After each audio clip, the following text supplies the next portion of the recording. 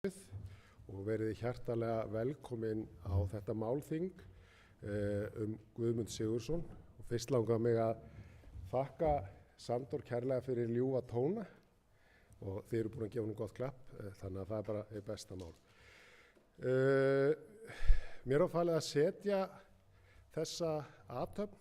Í dag ætlum við að fjalla Guðmund, minnast hans og eiga svona notalega stund saman, honum til heiðurs, vonandi hlæja eitthvað örlítið og hafa það bara gaman og svo verður hádegismatur hérna í hádeginu. Þannig að Nína mun sjá fundarstjórn í dag og fara yfir það að allt saman gangi vel fyrir sig. Ég segi þetta málþing hér með sett og hlakka til dagskránar framundan. Takk fyrir mig.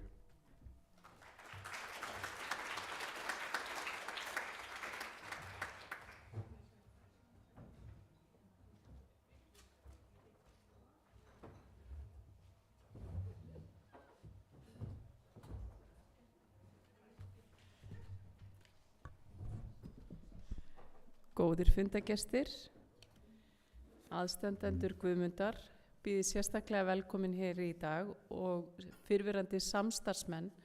Ofsalega gaman að sjá hversu margir hér eru mættir.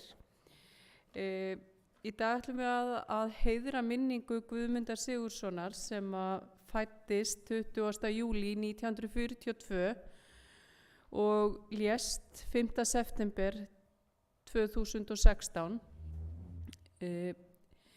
Hann starfaði hér á Egilsstöðum sem við munum heyra hér og eftir.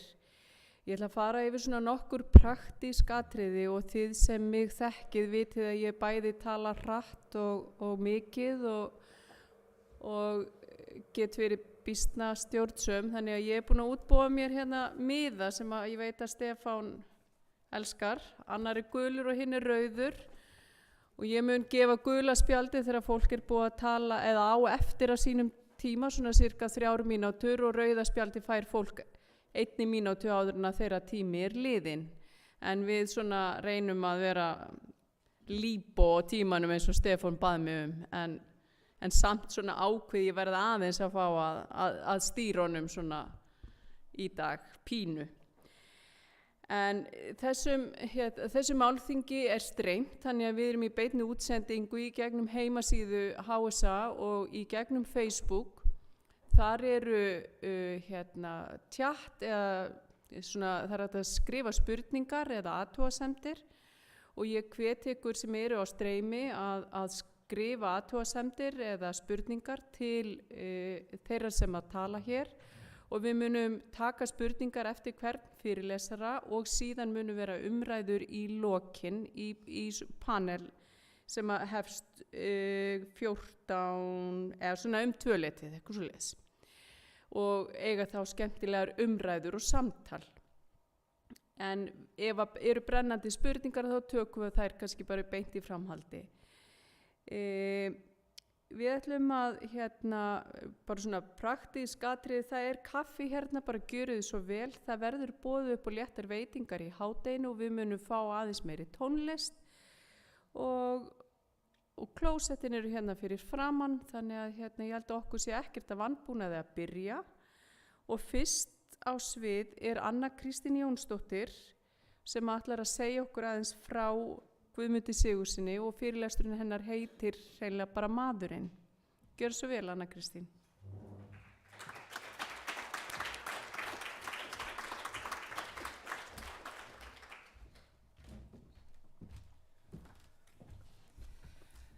Komið öll sæl og mér langar bara fyrst að þakka Heilbrigðisstofnun Austurlands og kannski ekki síst Stefáni Þórarinssyni fyrir að hafa staðið fyrir og halda þessu samkomu þar sem við fáum tækifæri til þess að hugsa fallega og hlýlega til mann sem að verðskuldaði það svo sannarlega. En Guðmundur Sigurðsson, föðurbróðir minn, var vænn maður og ég held að hafi ekki nokkuð maður átt við hann samtal án þess að verða þess var hve miklum mannkostum hann var gæddur. Hann var hlýr í framkomu, glettinn, þó ekki væri hann hávær og hann gat verið bara mjög fyndinn. Guðmundur hafði lifandi áhuga á störfum sínum en líka á samfélagsmálum og hann var virkur í pólitík. Og hann var tölvís og hann var orðþægur og það er hægt að telja upp endalaust jákvæð lýsingarorð og setja þau á Guðmund frænda minn. Og það var oft til þess tekið á fundum til dæmis að hann hafði sig kannski ekki alltaf mikið í frammi en þegar hann talaði þá náði hann að fanga svona kjarna þess sem var rætt og oftar en ekki líka fá menn á sitt band ef að þess þurfti. En Guðmundur var yngstur af 3 bræðrum, Þórir sá elsti, Jón pabbi minn kom næstur og svo Guðmundur. Og mér minnist að mynd sem var til af þeim bræðrum tekin á myndastofu á Ísafirði og ég sá oft heima á mér þegar ég var lítil og þetta var tekið af þeim ungum og að hárið á Þóri það var alveg svona slikt aftur á þessari mynd en á pabba þá svona bylgjuðust liðirnir upp með hjálp briljantínsins En það var nú bara ekkert einu sinni reynt að hemja svarta og hrokna lubbana og Guðmundi. Það var bara ekkert hægt og menn lögðu greinlega ekkert í það. Sá lubbi varð reynda frekar snemma grár og svo hvítur en hann var alltaf mikill. Og kannski sver ég mig svolítið þannig í föðurættina þó að móðurfólki mitt sé nú líka hárprútt og svona kannski næstu í barnalega stolt af hárpríðinni sumir. En við bara göngumst upp í því.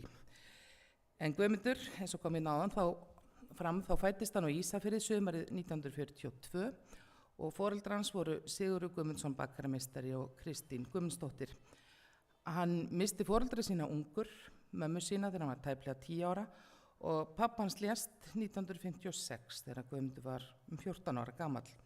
Og það lítur alltaf að marka sín spor að verða fyrir svona miklu missi. Og ég kann kannski ekkert margar sögur úr bernsku Guðmundar, en það fylgdi honum alltaf vísa sem svona það bil svona, það stundum deilt það nokkurn veginn hvernig hún höfð eftir, en hún lýsir honum mjög vel. Já, hann svo glaður og góður, greindur og þolinmóður, leikur sem lamb í haga, laglegur alla daga. Mér finnst að ljúfur alla daga geti líka verið þarna, en laglegur alla daga skal það vera. En Guðmundur var nokkuð skeið í fóstri í Tungu í Skutulsfirði vegna veikinda móður sinnar. Hann kom svo til Ísafjarðar þegar hann fór í gagnfræðaskóla og fór til Akureyrar í menntaskóla eins og bræður hans hefðu báðir gert á undan honum. Og Guðmundur, hann var mikill námsmaður. Hann var ára undan í menntaskólanum og kláraði stúdentsprófið á 1961. Þaðan lá svo leiðin suður í læknanám við Háskóla Íslands og hann kláraði kandídatsprófið þaðan 1967. Og samferðamenn hans töldu nú kannski sumir að hann myndi beina kröftum sínum að rannsóknum til þeirra hafði hann margt að bera en svo fór ekki. Ævistarf, eða aðalævistarf Guðmundar var að sinna sjúklingum og fólki beint og það gerði hann vel. En fyrstu árin eftir að Guðmundur lauk prófinu þá vann hann á Landspítalanum og svo var hann 1 ár á Blönduósi. En 1971, tæplega 30, fór hann hingað til Egilsstaða og var þar í rúmlega 10 ár. En þegar þeir voru nýkomin austur þá lést fyrirkona hans Berglönd Jónsdóttir Eiríksson og þau áttu 3 börn, Jón, Sigurð og Kristínu sem var þá fyrsta ári. Og svo lágu leiðir Guðrúnar móðursystur minnar sem situr hérna líka og Guðmundar saman. Þau giftu sig og eignuðust stórfrænku mína Önnu. Sonur hennar Guðmundur Þór sem nafna sittir því miður aldrei. En ég man eftir ferðum austur á Egilsstaði þegar ég var krakki og Guðmundur og Gunnar bjuggu í Lagarásnum og í minningunni þá var alltaf bara sól og fun heitt hérna í þorpinu. Og ég var sannfærð að þetta hlyti alltaf að vera bara veðursælasti og að vera alltaf besta veður á landinu hérna fyrir austan og ég veist að það kannski margir sem deila ekkert sérstaklega við mig það. En eins og endurspeglast í framsögum annarra sem tala hérna í dag, þá var Guðmundur mjög virkur á árunum hérna á Egilsstöðum. Hann kom að stofnun flugfélagsins og var frumkvöðl í sínum fagi. Guðmundur var nú líka svona dellukall, hann var alltaf á stórum og fínum bílum og meðan hann sinnti líka stóru læknishéraði. Og seinni árum þá fann hann farveg fyrir tækjadelluna í tölvum og mörgu sem að því tengdust. Hann átti gríðarlegt safn íhluta og hann eignaði snemma fartölvu sem að margir myndu nú kannski bara vegra sig við að flytja á milli því að hún var svona í kassa sem steyptist yfir hana eins og saumavél. Skjárin var svona stór hugsa ég en tölvan svona og þetta var bara níðþung eftir því og heilmikið mála að flytja þetta á milli.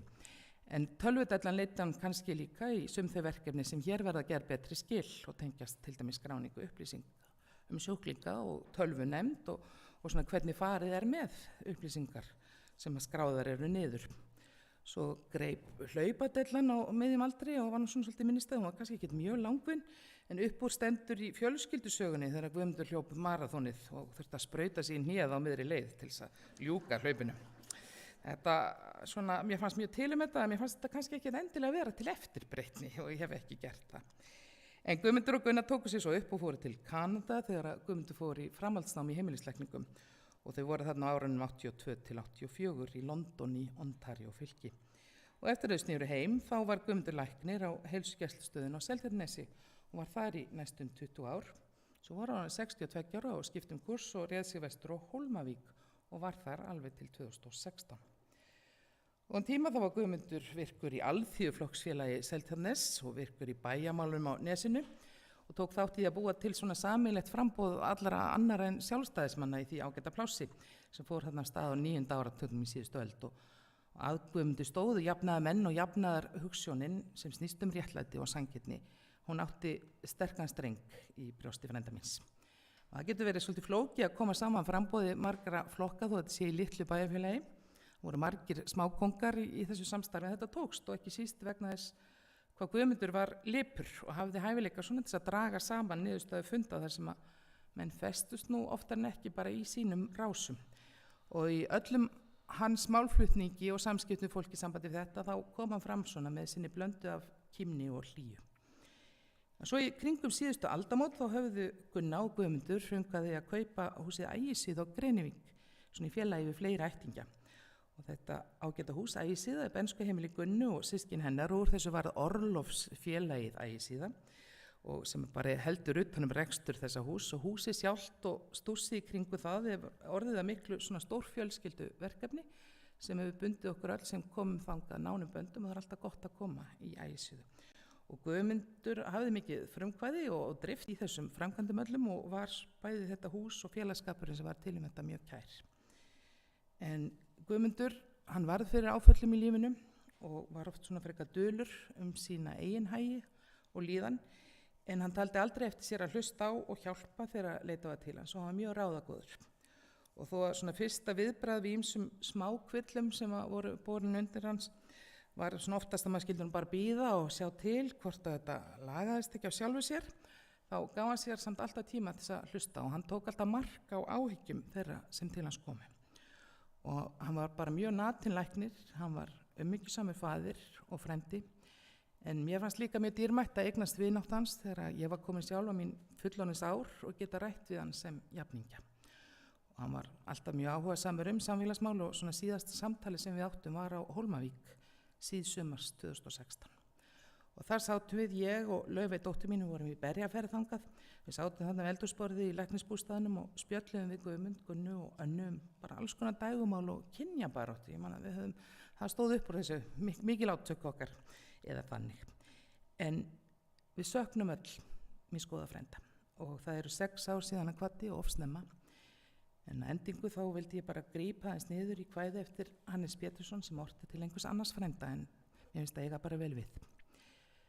Frændi sem feldir þinn tíma í farveg auðugra sagna, nú er ævitíð úti. Allir dagheimar þagna. Grasið þið geymi í tryggðum, það grær í dulræðu hljóði. Vefjið þig værum friði, Vesturdalurinn góði. Takk fyrir.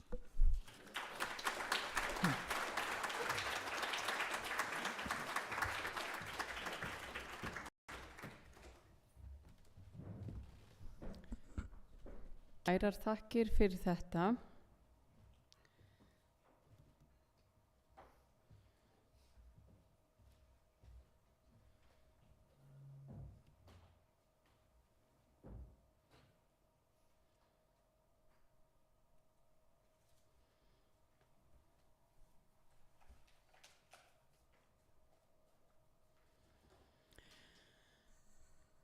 Það er engin samkoma án tækniörðuleika. Ég hef verið beðin að skila kveðju til samkomunar frá Pétri Heimissyni. Hann getur því miður ekki verið með okkur hérna í dag. Pétur Heimisson er framkvæmdastjóri lækninga við Heilbrigðisstofnun Austurlands, en hann biður kærlega að heilsa og sérstaklega aðstandendum Guðmundar og þakkar kærlega fyrir hans hlut í uppbyggingu heilbrigðisþjónustu á Austurlandi.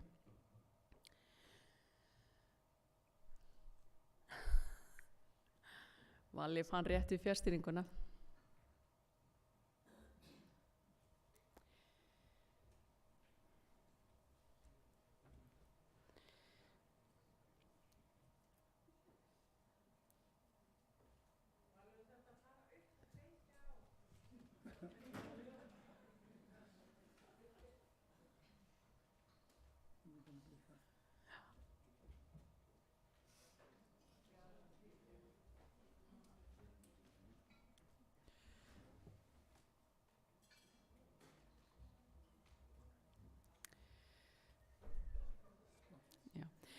Næstan á svið bjóðum við Stefán Þórarinsson og hann ætlar að tala um Egilsstaðaár Guðmundar og býð ég hann hér með velkomin. Gjör svo vel, Stefán.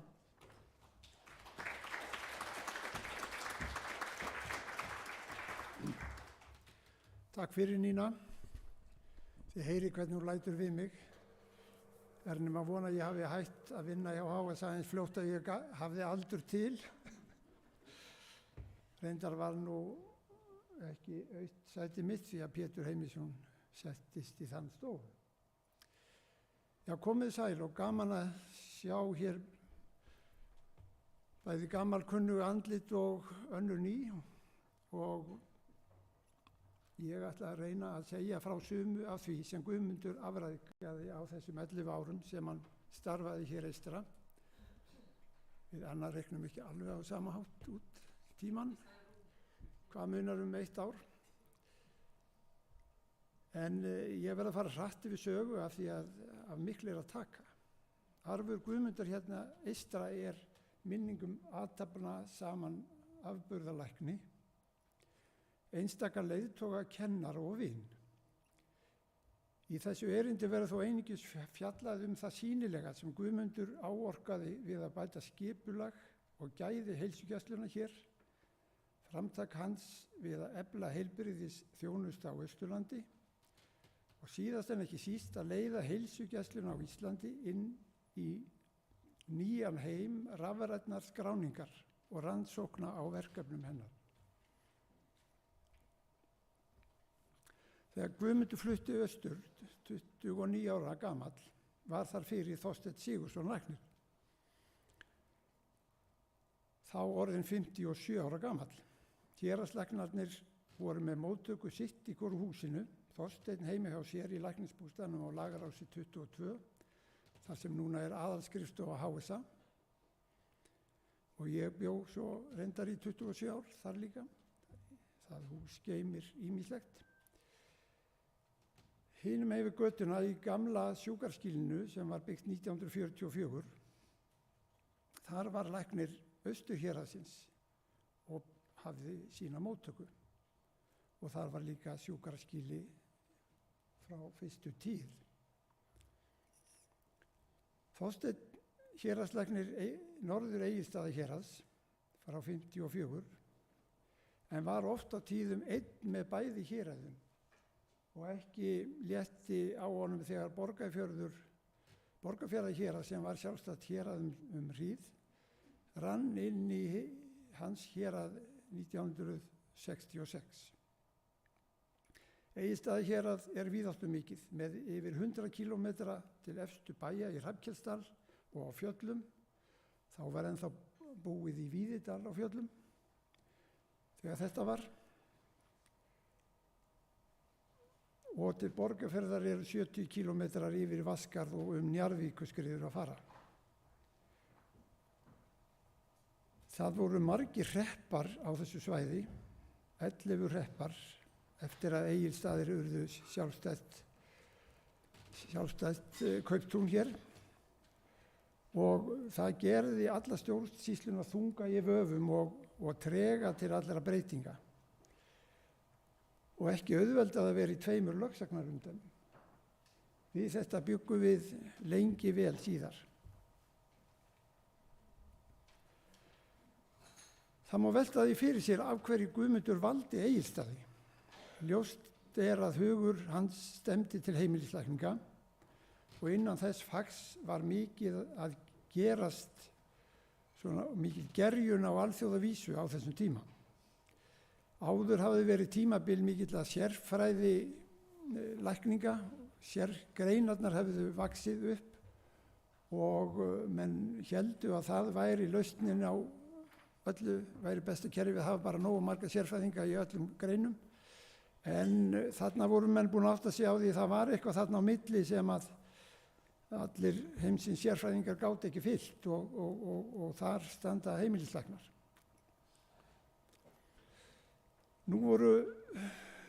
Það var búið að vera mjög miklu erfiðleika með læknaskort á Íslandi áratuginn á undan og reynda lengur, alla tíð kannski. En nú voru uppi hugmyndur samstarf heimilislækna og samvinnu við fleiri heilbrigðisstéttir í læknamiðstöðvum. Þorsteinn hafði gott orð á sér, var farsæll læknir og góður í samvinnu. Hann hafði barist fyrir því á Egilsstöðum að þar var að rísa læknamiðstöð á þessum tíma. Og þar glímdi hann við alla hreppana því að Hlíðarmenn og Jökuldælingar vildu náttúrulega fá bara sinn lækni í Fossvelli. Skildi ekki þetta að allt þyrfti að vera á Egilsstöðum. Og hann hafði líka barist fyrir því að nú var á Egilsstöðum nýbyggður myndarlegur læknisbústaður þegar Guðmundur kom.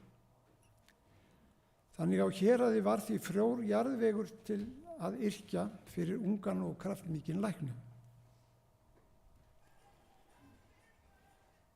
Guðmundur tók strax til hendinni og Þorsteinn lét honum forystuna fúslega eftir því að þetta var hús nýrra tíma sem þarna var að rísa. Samstarf þeirra læknanna var ætíð mjög gott og einkenndist af gagnkvæmri virðingu. En það var að mörgu að hyggja. Þarna hófst samstarf fleiri heilbrigðisstétta sem þurfti að skipuleggja. Bæta þurfti búnað fyrir bráðaútköll og hópslys, stofna teymi 4 sjálfboðaliða til að keyra sjúkrabílana. Þeir voru eina viku á vakt í einu og fengu ekkert borga nema bara fyrir útköllin. Ráðsmaður ók sjúkrabílnum á daginn og svo báru læknarnir sjúkrabörurnar á móti bílstjóra, hver sem hann var, og fóru iðulega einir á sjúkrabílnum í Vitjanir. Og svo var það sjúkraskráin. Það var eiginlega varla hana að ræða. Sjúkrabílarnir voru af ýmsum toga og þeir urðu að standa úti í öllum veðrum lengi vel. Þarna var ekki komið bílskýli fyrir sjúkrabílana sem síðar kom. Og þeir voru ýmsar að gerða. Og ef að þið skoðið grannt getið séð þarna 1 eða 2 fyrirlesara hér á þessum myndum. Nýja stöðin, þetta var auk heilsugæslunar, var þarna fæðingastofa og 20 rúma sjúkradeild. Þarna var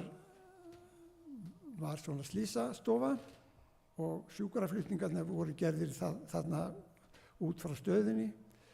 Alla tíð eins og þeir eru enn það dag í dag. Læknarnir höfðu lyfssölu, hún var reyndar á neðri hæðinni og svo var þarna fjöldi nýrra starfsstétta sem kom til starfa. Þetta raunni þurfti Guðmundur alltaf skipuleggja og koma í góðan farveg. Tannlæknir staðarins fekk einnig inn í þessu húsi. Þetta nýja hús var vígt 1974 og gamla sjúkraskýli það var hér og nú var hér fæðingastofa og sængurlega og hér voru sjúkrastofur. Þetta er ekki teikning sem að eftir henni, þetta er bara fyrsta teikning, þetta breytist talsvert og hér er svo heilsugæslan og á milli var biðstofa og móttak og stigar á milli hæða. Það voru alveru, nú skipti ég og var stýtt á vitlausan tappa.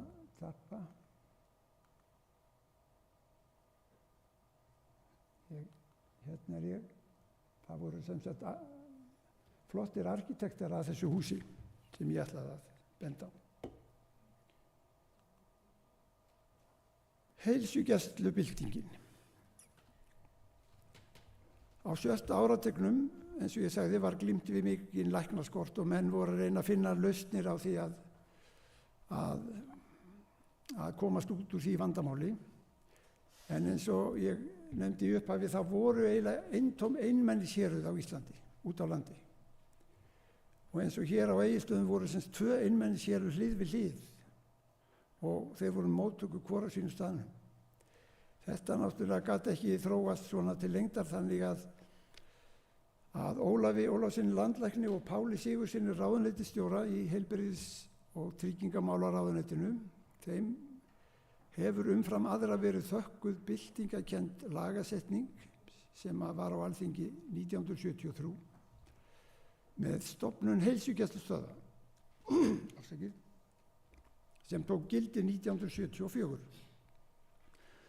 og reksturinn var færður í hendur heimamanna en ráðherra skipaði stjórnarformann og svo var alltaf að skipta stjórnarformann eða var skipt flokk á heilbrigðisráðherranum. Eitt af því sem við var að glíma var sjúkraflugið. Það er náttúrulega fáir landshlutar sem hafa eins mikla þörf fyrir sjúkraflug eins og Austurland. En þetta var bara á þessum tíma auka búgrein lítilla flugfélaga sem að fluttu fólk og vörur og póst á milli staða. Þegar þurfti á sjúkraflugi að halda þá var að leita á sér annarkvort hjá Birni Pálssyni í Reykjavík eða Tryggva Helgasyni á Akureyri. Og þegar vélar þeirra losnuðu úr verkefnum sem þau voru í, þá var það að byrja að taka sætin úr og til þess að hægt verið að koma sjúkrabörum inn. Og svo var það að fljúga austur og þetta voru nú ekki hraðflegar vélar endilega. Þannig að þetta var mjög ótrygg þjónusta og seinleg þegar mikið lá við. Hvað gerir Guðmundur? Jú, hann gengur í málið. Hann gerðist aðalhvatamaður stofnunar Flugfélags Austurlands 1972 sem að fór svo í loftið árið seinna. Og ekki bara það, heldur var hann framkvæmdastjóri þessa flugfélags í þann tíma sem hann lifði af hans dvöl hér eystra. Og eins og þið fáið að heyra á erindi hér á eftir, þá var þessi rekstur ekki alltaf dans á rósum. En stofnun þessa flugfélags stórbætti sjúkraflugsþjónustu á Austurlandi. En eftir sem áður var þjónustan munaðarlaus. Það er að segja að það var engin aðili á Íslandi sem bar ábyrgð á sjúkraflugum. Það var ekki fyrir en 2002 að sjúkraflug var skilgreint sem hluti heilbrigðisþjónustunnar og keypt sérstök sjúkravél. Sjúkraskráin, þá var það hún. Það var sem sagt engin formleg sjúkraskrá til. Það voru svona handritaðar komur og innlagnanótur, ekki fullkomnar. Og svo voru bólusetningarspjöld sem að hjúkrunarfræðingarnir og ljósmæðurnar fylltu vel út. Og svo aðsend læknabréf. Þetta var allt geymt sitt á hverjum staðnum. Og svona var þetta bara í heilsugæslunni á landinu almennt nánast, með svona vissum undantekningum. En nú komna kröfur með heilsugæslulögunum að allir íbúar ætti að fá sína eigin sjúkraskrá. Guðmundur var mjög áhugasamur sjúkraskrár. Og félagi hans og kollega Kjartan Árnason, læknir á Höfn, hann gaf honum góð ráð. Og Guðmundur hannaði sjúkraskrá fyrir heilsugæsluna sem var og svona bjó til svona bókhaldsreglur, hvernig hún skyldi byggðu upp og það sem einkenndi hana umfram þverhanda þykka sjúkraskrár á Landspítalanum til dæmis, að fremst var efniskrá, listi yfir alla sjúkdómsgreiningar og hvenær þær hafðu orðið til. Og það þýddi að það var maður fljótur að finna það sem við þurfti.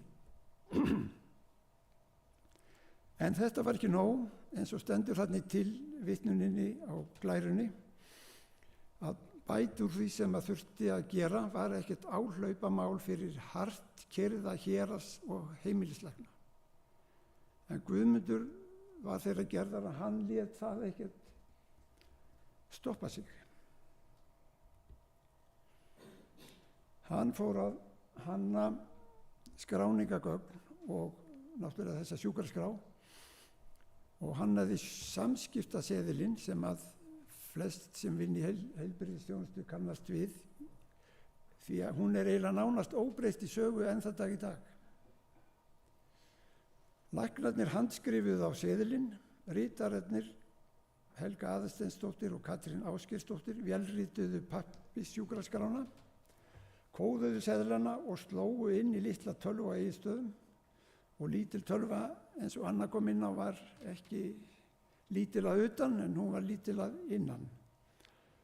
Og í lok dags var það tæma hana og þá var innihaldið sendt í síma til Krabbameinsfélagsins, þar sem Hrafn Túlíní réði ríkjum yfir þessu apparati þar og stjórnaði útprentun á tölvuskrám sem voru póstsendar austur til Guðmundar.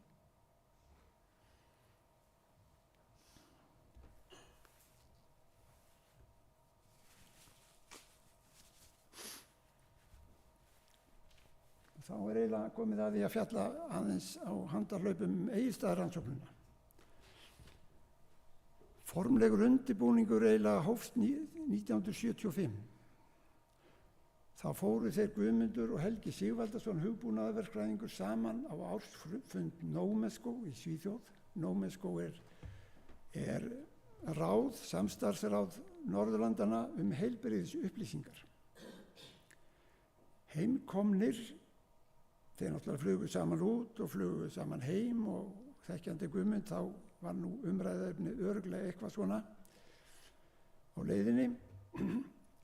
Þá var eiginlega sem sagt rannsóknar hugmyndin nærri fullt mótuð og þá tók við hönnun skráningablaða og framkvæmda áætlunar.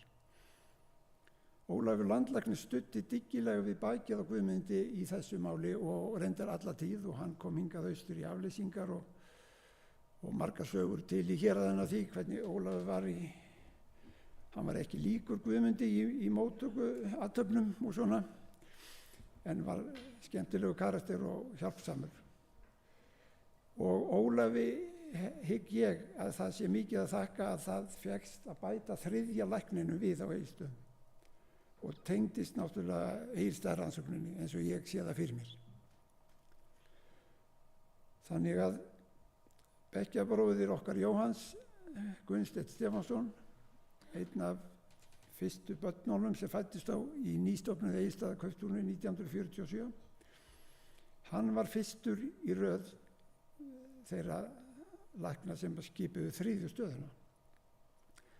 Hann var hérna bara í 3 mánuði, en gaman að segja frá því að þegar Guðmundur hætti þá tók Gunnsteinn við í stöðu fastráðins heilsugæslulæknis hér.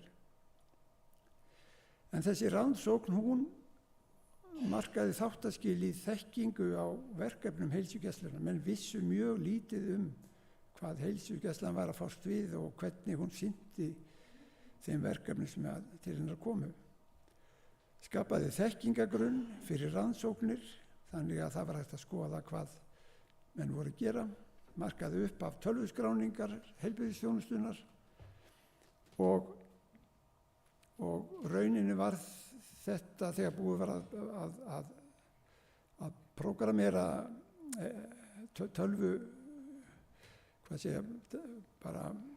tölvukerfi Egilsstaðarannsóknarinnar, þá var það aðlagað að PC-tölvum af Jóni Inga Jósafatsinni og var komið í notkun við það bil helming allir heilsugæslustöðva áður en að rafræna sjúkraskrárkerfi Saga kom til sögunar. En við gerð þess kom náttúrulega Guðmundur við sögu sem ráðgjafi og reynslubolti.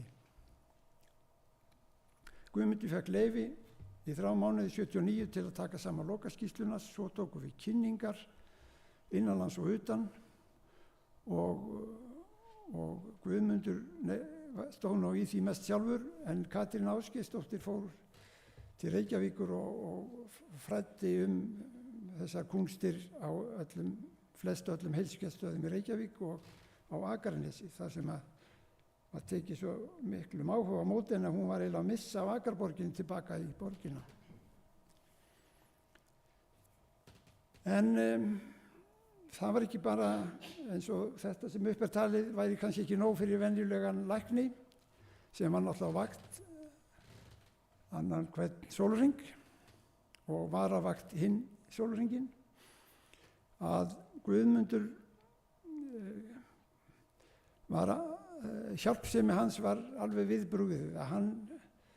Hann hljóp einnig til þegar það vantaði lækna í nágrannahéruðum og fór ekki alltaf sjálfur en fékk gjarnan unga afleysingalækna til þess að hlaupa í skarðið.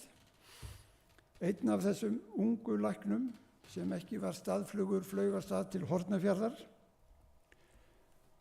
og eins og þið sjáið, þetta var nú flugvélin, það var ekki mikið pláss og þó að eins og annað sagði að hér er nánast alltaf sól og heiðskýrt veður, þá er það ekki alveg alltaf og í þessu flugi til Hornafjarðar þá var nú strokkað svolítið í gegnum ský og það var hristingur yfir fjallatoppum en svo loksins kom vélinn niður í gegnum skýð og flugbraut framundan og maður sér alveg fyrir sér hvernig þessum unga lækni létti.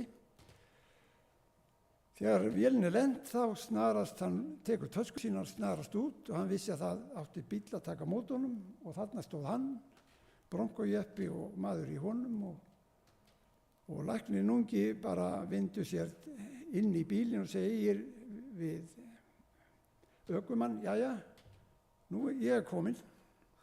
Það hummaði nú eitthvað í bílstjórunum en hann bara setti bílinn í gang og keyrði af stað. Og þeir voru ekki komnir langt þá fór flugvélin í loftið. Og það leyti renna 2 grímur á læknin unga, svoleiðis að hann segir við bílstjóran, er þetta ekki Höfn? Nei, segir bílstjórinn, þetta er Djúpivogur.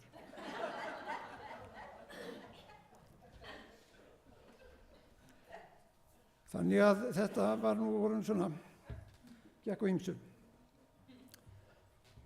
Þá er það að Guðmundur verður aftur héraðslæknir.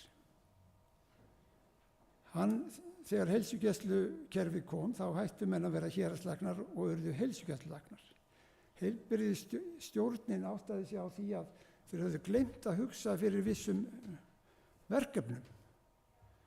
Heilbrigðiseftirliti, sóttvörnum, almannavörnum, málefnum fatlaðra, réttalækningar og svo voru stofnuð 2 ný verkefni, það var heilbrigðismálaráð, það voru 10 stofnanir hérna á Austurlandi þá, Höfn var með og heilbrigðismálaráðið átti héraðslækninn að kalla saman, þinga verkefni og vandamál og helst að semja sameiginlega óskir fjárframlög á fjárlögum sem var náttúrulega algjör draumsýn og svo hittust héraðslæknar landsins á 2 fundum á ári, vor og haust og fóru yfir vandamál sinna svæða og tóku við svona nýjum ordurum að sunnan með nýjum reglugerðum og lagasmíð. En þetta hérað sem Guðmundur hafði nú allt í einu gengist undir að sinna sem embættislæknir, það var álíka stórt og umdæmi fyrsta læknisins sem kom á Austurland 1772, Brynjólfur Pétursson. Það var sem sagt frá Gunnólfsvík í norðri og suður að Skaftá, austur Skaftafelssýsla öll. En Guðmundur var ekkert að láta þetta setja sig út af laginu. Eitt af verkum sem þurfti að sinna hér var fæðingahjálp og það voru umtalsverðar fæðingar á Egilsstöðum á þessum tíma, það byrj 50 á ári þarna fyrsta áratuginn, 1 í viku, 2 ljósmæður. Ég fekk að heyra því ég kom að það væri cirka 4 sókklukkur á ári. Maður svona hafði séð sókklukkulagð en hafði ekki neina reynslu. En hvað það? En fæðingar lögðust af á Egilsstöðum þegar ekki fengust lengur ljósmæður 2002 til að standa í fæðingarhjálpinni enda voru öryggiskröfur sífellt að aukast. En maður fekk að heyra það sko hjá konum sem voru eignast börn að mikið voru þeir fegnar ef Guðmundur var á vaktinni en ekki einhver óvanur unglagnir eða jafnvel læknanemi. Það voru á þessum tíma semst 5 fæðingarstaðir á Austurlandi, fyrir utan Norðfjörð og Egilsstaði, þá var það Höfn, Seyðisfjörður og Vopnafjörður. Menntun og reynsla starfsmanna var misjöfn og sumar elstu ljósmæðurnar höfðu til dæmis ekki nema 1 vetur í námi á bakvið sig. Og það var náttúrulega langt að sækja fæðingarhjálp, þannig að rauninni þessi málaflokkur var þannig að það var rauninni aukin svona fæðingar áhætta hjá konum á Austurlandi. Til að tryggja betur gæða eftirlits og á meðgöngu og farsæla fæðingu þá tókum við Guðmundur saman 1982 handbók í mæðravernd. Við kölluðum hana vísjað handbók, við vorum svo hófærir. Þar var í fyrsta sinn á Íslandi tekið upp legvastarrit sem einföld og örugg aðferð til að meta fósturþroska. Vel þekkt í Svíþjóð og víðar en ekki hér á landi. Einnig var þarna kynnt matstafla fyrir ef að var talin hætta á fyrirburðafæðingu og svo skildi gera formfast áhættumat í upphaf hverrar meðgöngu og ákvaða val á fæðingarstað í samvinnu við foreldrana þegar var svona mánuður eftir á meðgöngu.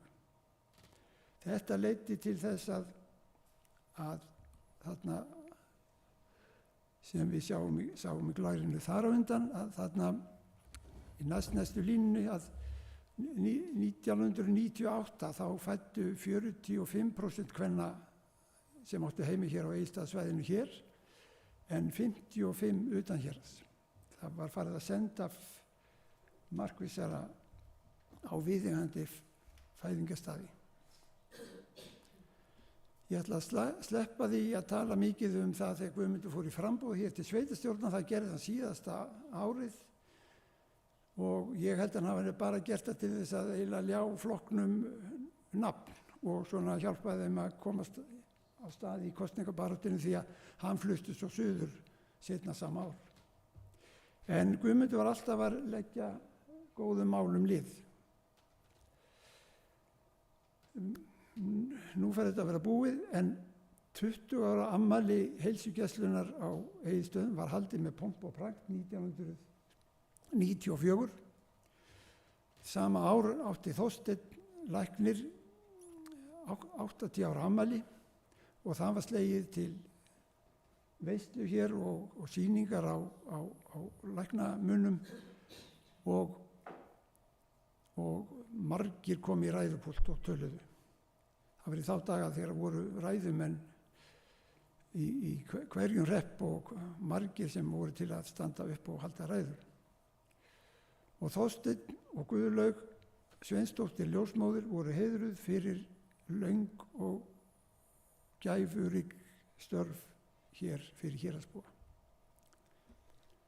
Hérna má sjá Ólaf landlækni á spjalli við Þorsteinn og örugglega að segja einhverja skemmtisögu úr klínikinni.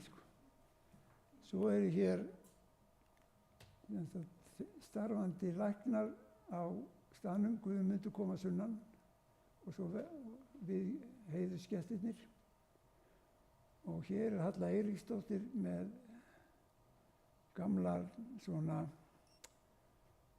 gamalt borð með fullt af lækningatækjum og þetta ekki Ólöf kona Péturs sýnist það.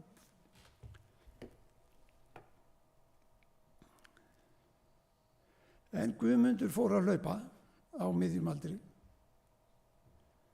og hann kom austur í Egilsstaðamaraþon og dró lærisveina sína með sér og allir fengu verðlaunapening, þetta eins og í leikskólanum, fyrir viðleitni, ef ekki annað. Takk fyrir.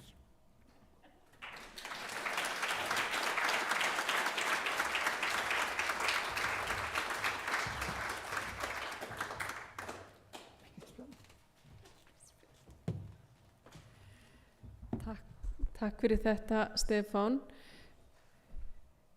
Við höfum bara rúman tíma. Eru einhverja spurningar til Stefáns?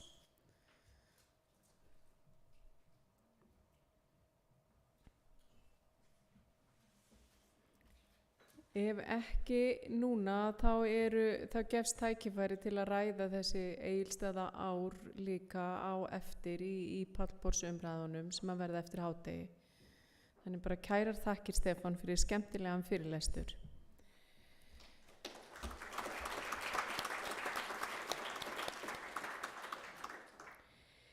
Næstur á mælendaskrá er Benedikt Varen sem ætlar að tala Flugfélag Austurlands. Gjörðu svo vel, Benedikt.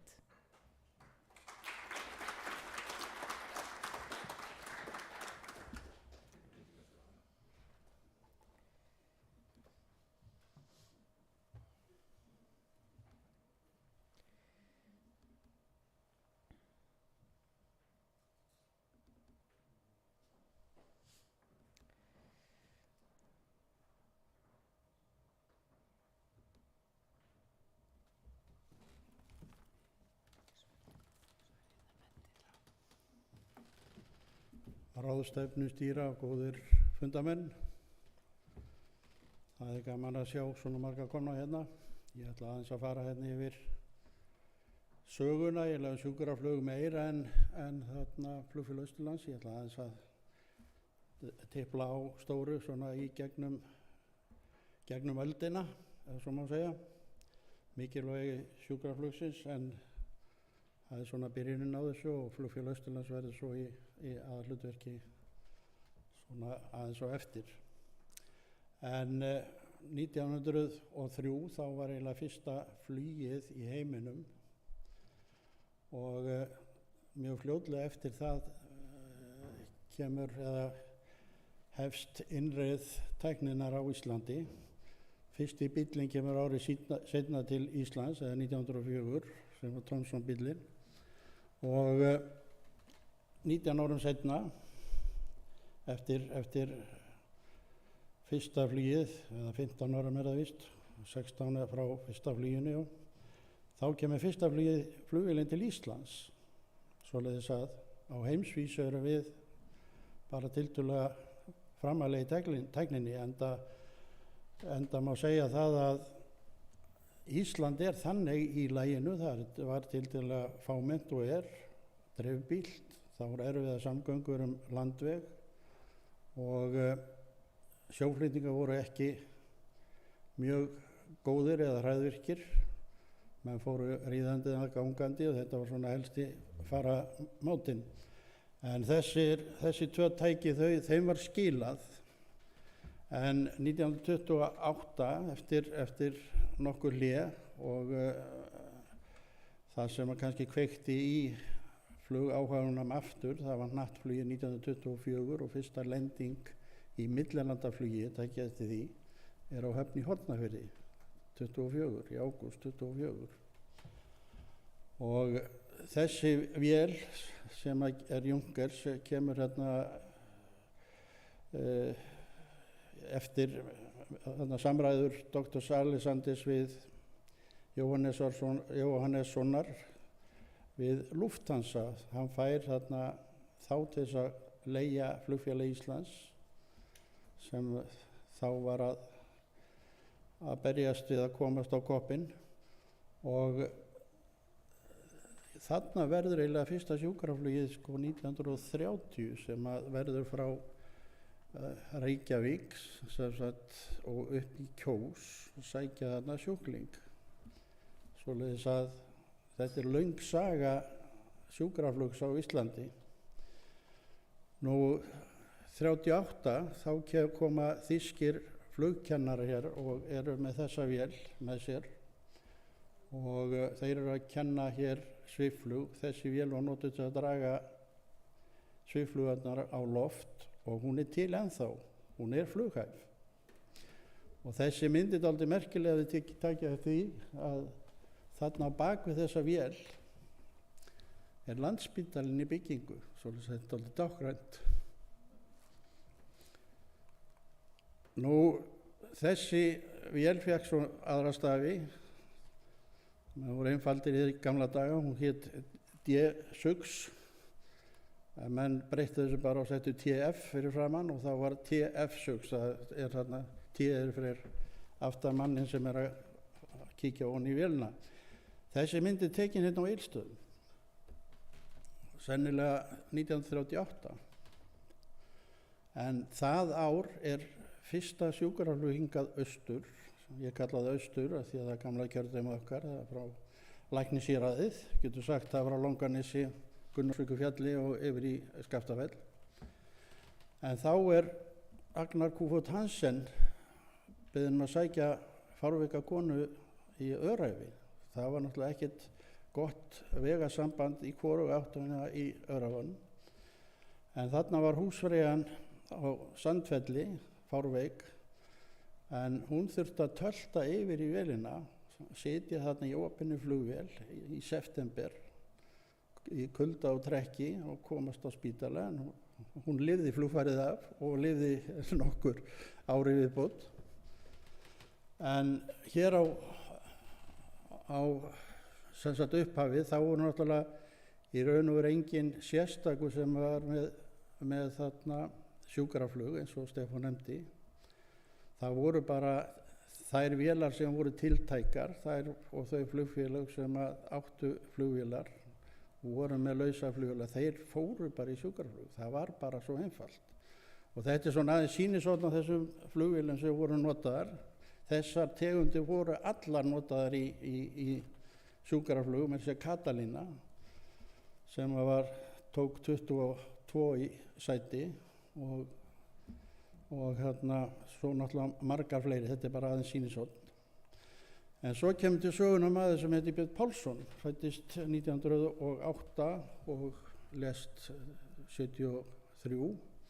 Björn Pálsson er fæddur á Héraði, hann er fæddur á Ánastöðum út í Helstaþingá og bjó svo til fullorðinsára, eða ekki fullorðinsára, fram yfir tvítugt á hérna Arnórstöðum í Skriddal og þar er til saga svona það þegar hann kemur fljúgandi með konuefni sitt og laumufarþega, það var svona þeirra í móðukviði og lendir þarna til þess að kynna ástkonu sína þarna í Skriddal.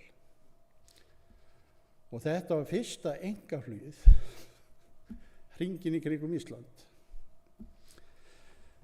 En 1948 þá kaupir hann litla flugvél og hann 1949 þá var hann beðinn að fara í sjúkraflug upp í Borgarfjörð, upp í Reykholum Barðaströnd og þar sótti hann sjúkling og mörg sjúkraflug fór hann þarna þessum árum, en 1951 þá ákveður hann að helga sig þessu, svoleiðis þetta var ekki alveg rétt hjá Stefáni, þetta byrjaði eiginlega 51 svona þar sem að fyrirtæki sér sjúkraflug. Hann var yfirleitt alltaf með tiltæka flugvél í sjúkraflug og hann var í flugrekstri líka, en hann var alltaf með vélar sem voru í sjúkraflugi. Og hann var náttúrulega frumkvöðull í þessu og þjóðsagnapersóna því að það er til margar sögur frækin flug og fer á einsræfisvél til Grænlands til þess að sækja sjúkling sem engum dytti í hug í dag að gera. Það eru sko bara víðáttu vitlausir menn sem að fljúga svona, en á þessum tíma var þetta bara galið sko, en allt gekk þetta upp hjá hann. Það gekk allt upp sem hann gerði. Hann flög hér allt Ísland og hann var alveg ótrúlega glúrin á að ramba á rétta staði þar sem þetta sækja sjúklinga. En þetta er þessi vél sem hann keypti þarna 48 og hérna er mynd af þessari vél og það sést nú í fæturnar á beinni vantarlega þarna á bakvið á Borgarfirði Eystra 1953. Og þá er hann sem sagt lendir hann á túninu fyrir neðan Jökulsá eða bletti sem er þar og það er enda rétt hjá þar sem flugvöllurinn er og var byggður seinna. Sjúklingurinn var Þórunn Jóhannesdóttir. Hún er fósturmóðir Jóhannesar Kjarval Nú, það voru náttúrulega fleiri sem voru í sjúkraflugi hérna sem voru kannski ekki eins brattir í þessu eins og Björn. Flugsýn var með staðsetta vél hérna sem var nýtt hérna bæði í leiguflug og sjúkraflug og kennsluflug. Og svo var það 1966 sem að Björn kaupir nýja vél og takið aðeins eftir þessari vél hérna. Hún kemur aðeins meira við sögu. En hann kaupir þessa vél nýja ára Bandaríkjunum.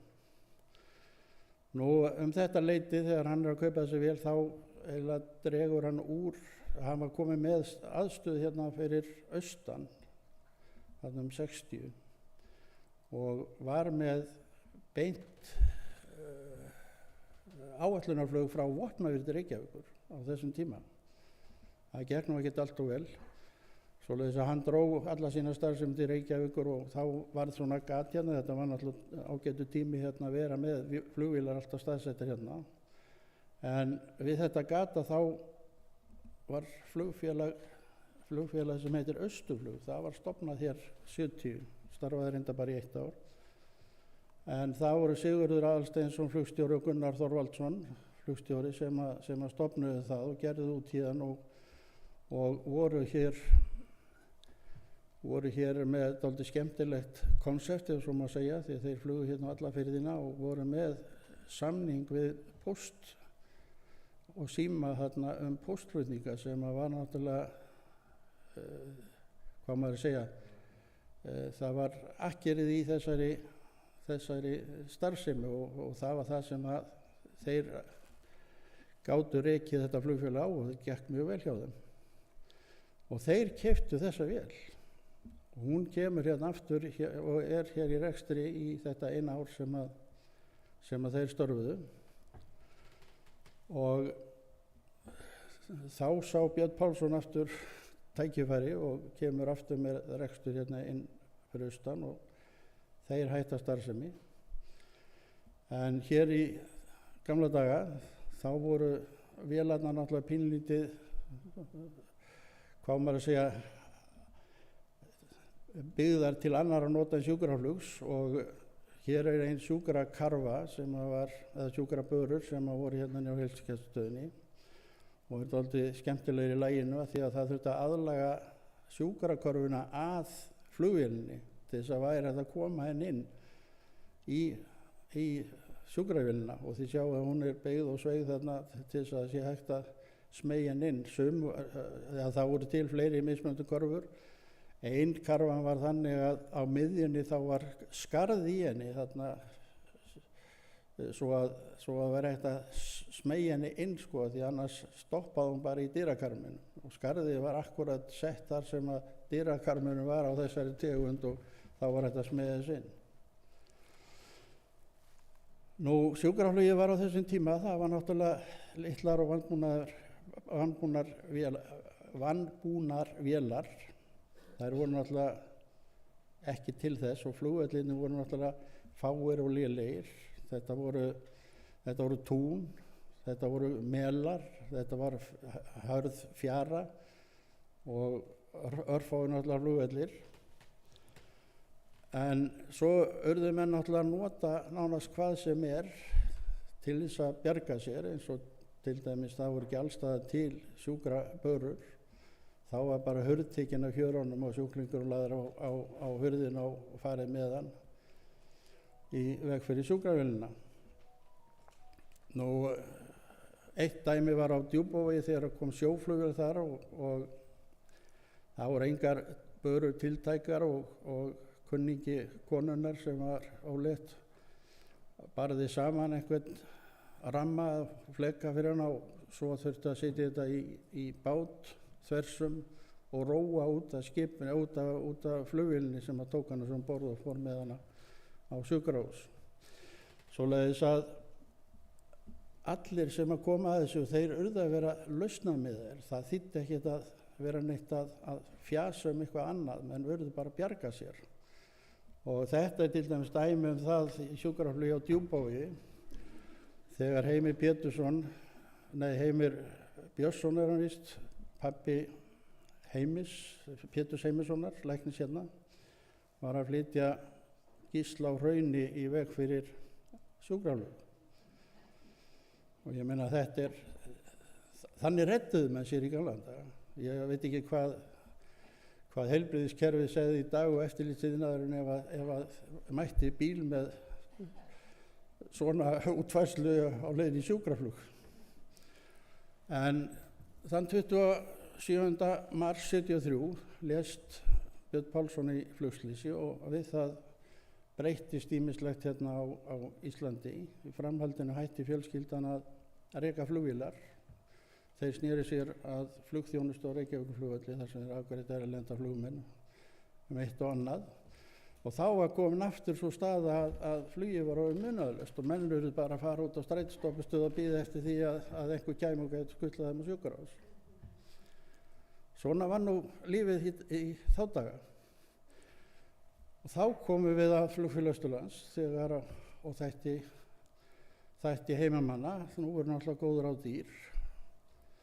Og þá birtist óvænt frumkvöðull, eldvíi, sem var jafnframt læknismenntaður.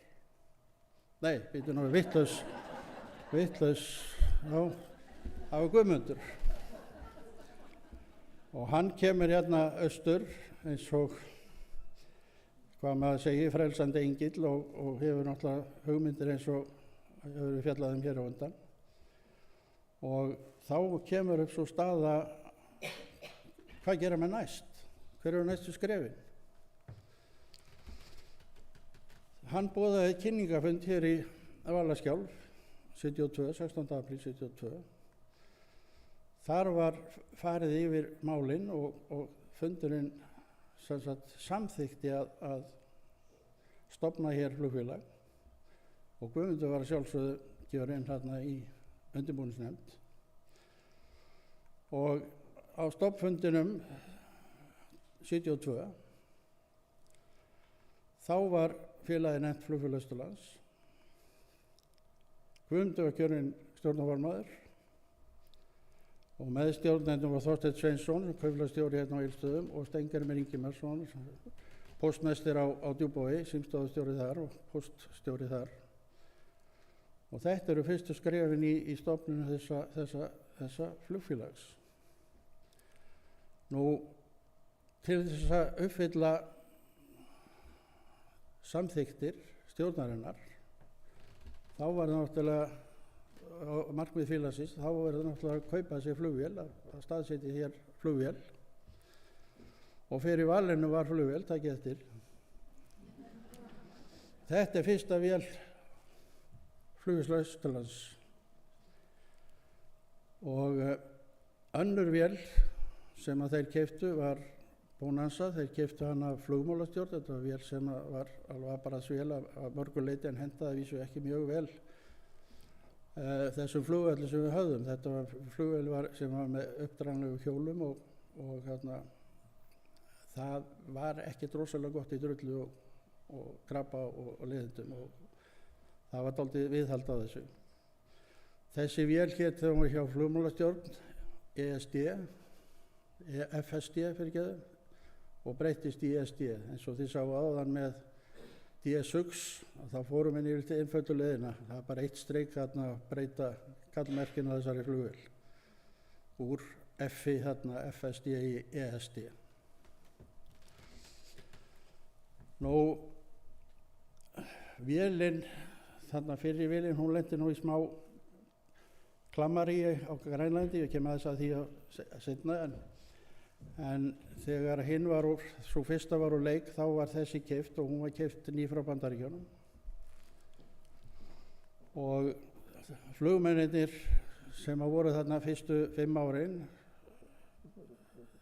þeir voru ekki allir saman en þeir voru 2 og 3 í vinnu í einu. Það var Sigurður Björgvinsson, Kristján Benediktsson, Benedikt Jóhann Snædal og Kolbeinn Ingi Arason.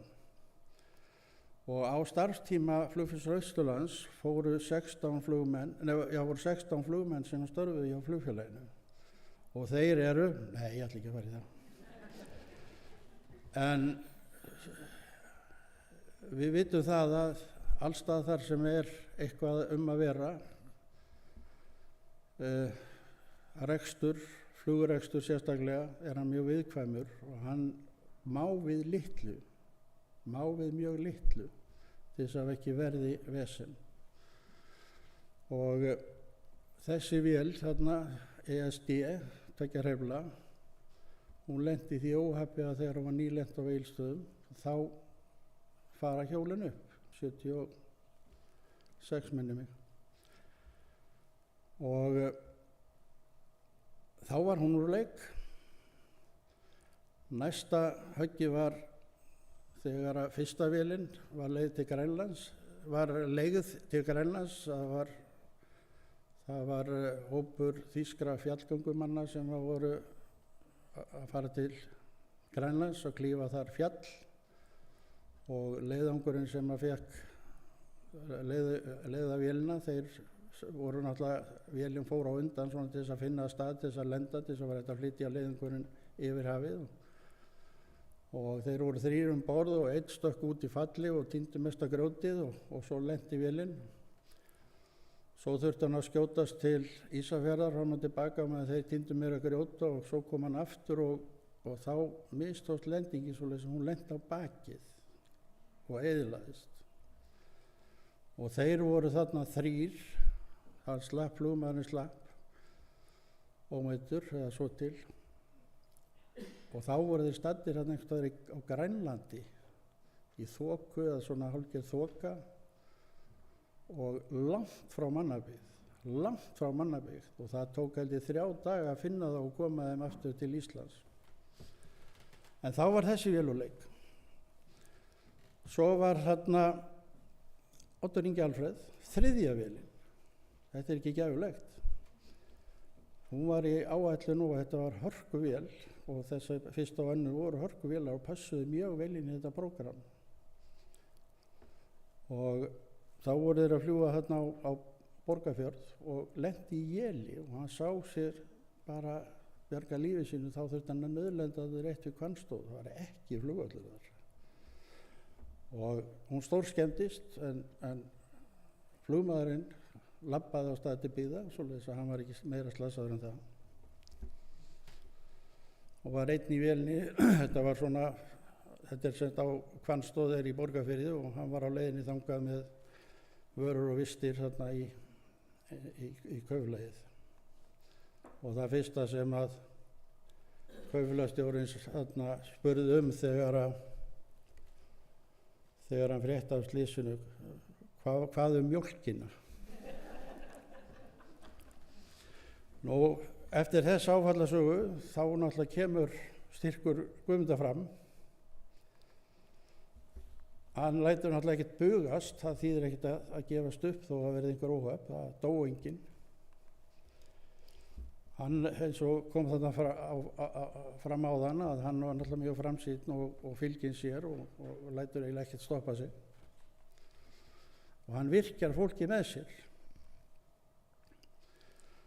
Og næstu skrefin eru þau að það þarf að gera samning meiri fjármögnun til þess að geta keypt fleiri vélar eða aðra vél til þess að halda rekstrinum áfram. Og það náðist samningur við flugleiði. Þessi frétt segir reyndar að þeir allir sameinast, en það var ekki alveg svo. En styrkur, það var mikil styrkur að fá flugleiði inn í þetta verkefni, og þeir komu náttúrulega með þekkingu og fjármagn. Og svo var náttúrulega ákveðið að reyna svona aðeins að peppa þetta upp og poppa upp prógrammið, eins og maður segir. Og svona fyrsti hlutin í því var að bæta ímyndina og útlitið á flottanum, og það var kynnt til sögunar þarna merki félagsins sem að birtist svo 1977 á flugvél sem þá var keypt þegar hún kemur til landsins 1977, 17. júní, og þá hefst svona bjartsýnis tímabili í flugrekstrinum. Og þetta er auglýsing sem að sýnir hvað þeir eru að fljúga: Akureyri, Bakkafjörður, Vopnafjörður, Borgarfjörður, Norðfjörður, Breiðdalsvík og Höfn og Færeyjar. Það er bara millilandaflug hjá þeim. Nú árið eftir kaupa þeir þessa vél frá Svíþjóð, Abrasvél, en áföllin eru ekki alveg að baki, sko, þessi sem ég nefndi þarna áðan og Oddur Ingi Alfreð og Einar Sigurður Davíð sem að skemmdust og eru til enn þann dag í dag, önnur í flughæfi ástandi. Svo Grænlands þarna flugið þar sem að vélinn skemmdist og RTR, þessi sem við sáum þarna núna síðast, hún lenti í Hornafjarðarfljóti í fráhvarfsflugi þá lendir hún í því og flugmaður var einn borð og slapp. En svo var stóra höggi sem kom 80 þegar þessi vél sem kom næst síðast lendir hérna í Smjörfjöllunum og þar deyja 3 ungir menn. Og það var nánast dauðahöggi hjá þessu félagi að þetta skyldi ske. Og þá var spurningin hvað gerum við nú? Og aftur eigi skal haltur ganga, svoleiðis að á stjórnarfundi 81, þannig í mars 81, þá var það var mikil krísufundur framhaldið, eðlilega. Gátu menn byggt upp traust þeirra sem ætlaði að nota flugfélagið áfram eftir þessi áföll. Og menn urðu að spyrja því, er það búið? En hvað með það sem að vel hafði gerst? Borgarfjörður var einangraður gjörsamlega og þetta var lífæðin þeirra. Þetta var lífæðin á Borgarfjörð. Það var allir flutningar, allir aðdrættir voru þarna. Það var ekki að fara þarna, nánast ekki á sjó, alls ekki á veturnar á vetur, vor og haust. Þetta voru einhver örfáa mánuði sem menn hafði til þess að ferðast þarna á bílum. Og svo var síðast en ekki síst, það var þessi þjónusta heilsugæslunnar við Borgfirðinga. Læknarnir og hjúkrunarfólk, það fór þarna með morgunfluginu, þetta voru 2 flug á dag, sumardagana, vann þar í sínum verkum daglangt og tóku svo kvöldvélina heim. Þetta var náttúrulega góð þjónusta. Svoleiðis að menn tóku af skarið og það var farið í að kaupa vél. Einar Gunnar Sigurður var keyptur 81, Einar Gunnar Teitur keypt 82 og þessar vélar voru báðar keyptar frá sama fyrirtækinu í Svíþjóð og Borgfirðingar gátu tekið gleði sína aftur af því að nú var þetta komið aftur í eðlilegt horf. Vélin kom þarna og allt var í lukkunnar velstandi. Og þarna í raun og veru hefst pínlítill uppsveifla hjá fyrirtækinu að þeir kaupa þriðju vélina þarna 1986 sem þarna neðri vélin og í staðan fyrir að vera með þessa RTO sem fórst í Hornafirði sem tók 7 farþega, þá tók þessi 9 farþega. Svo 89 þá skipta þeir út Einar Gunnar Sigurði fyrir stærri Einar Gunnar Sigurð. 86 þá þetta bara í reksturinn í góðu formi, góðu jafnvægi. Það með að segja gróði í fyrirtækinu. Og þarna eru lengst frá vinstri, þar flugvirkinn Þorkelsson, frændina Dísu, held ég. Stefán Friðleifsson, Gústaf Guðmundsson, Steinar Steinarsson, þetta eru 3 flugmenn þarna. Og svo Jóhannes Fossdal sem var svona eftirlits- og þjálfunarflugmaður og svo Rúnar Pálsson sem var stjórnarformaður. Nú, þetta var uppgangurinn þarna og gekk allt saman mjög vel og í 93 að þá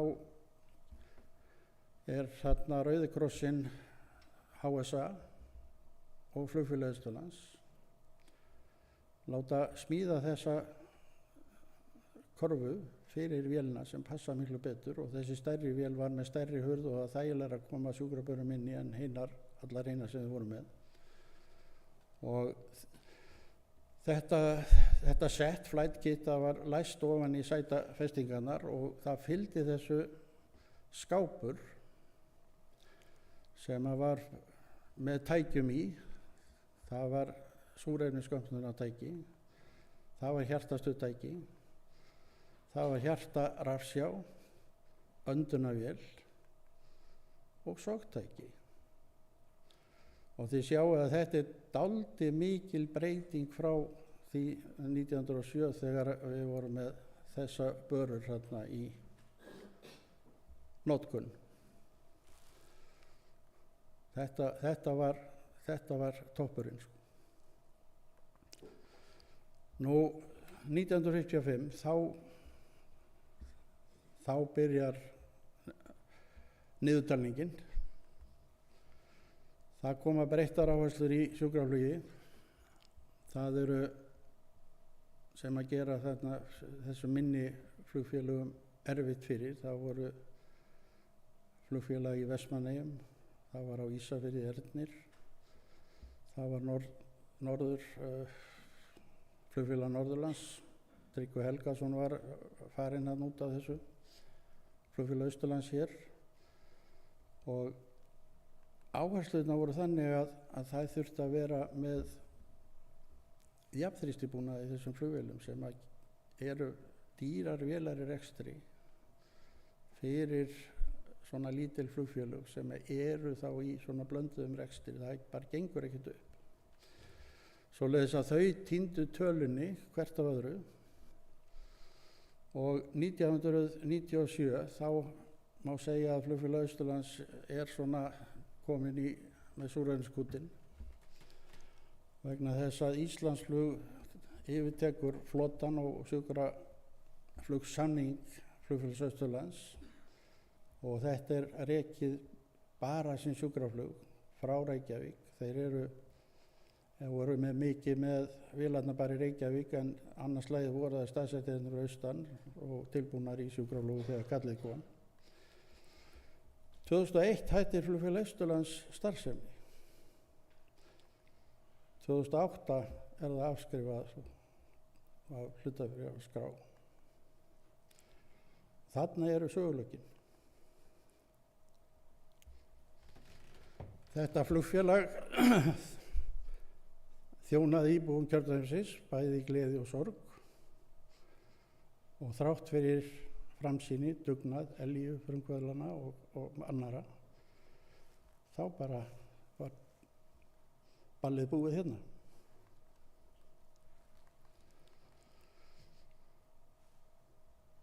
Ég þakka fyrir mig.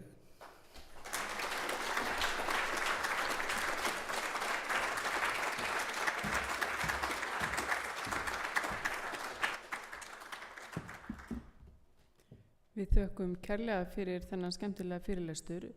Eru einhverjar spurningar sem brenna á ykkur?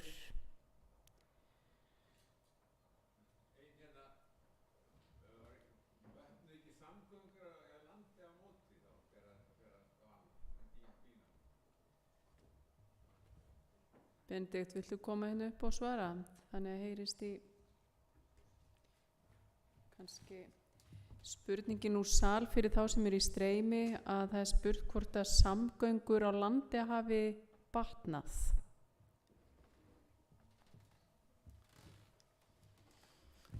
Það hefur náttúrulega verið þannig í gegnum tíðina að eftir því sem að samgöngur á landi batnað, þeim hefur minni þörfverðu fyrir flugið. En það breytti þessu ekki svo mikið hérna.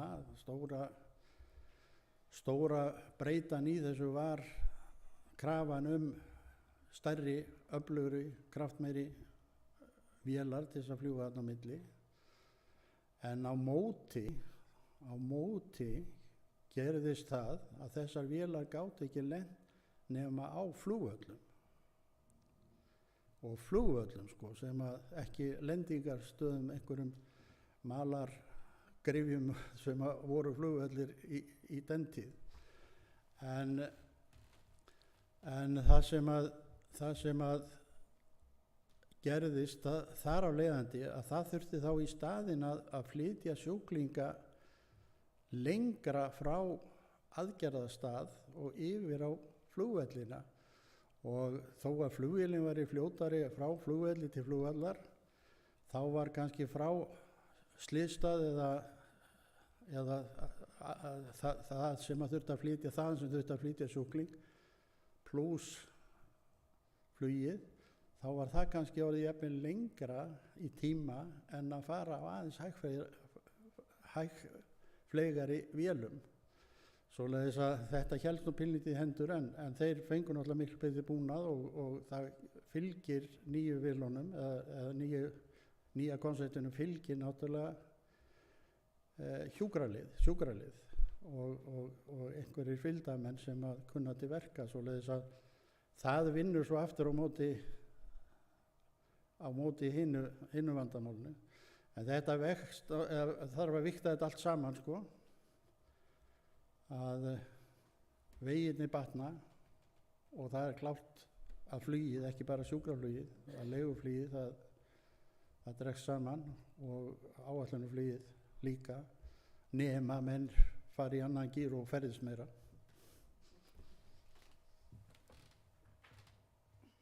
Takk fyrir þetta. Eru fleiri spurningar? Kannski tími fyrir eina í viðbót?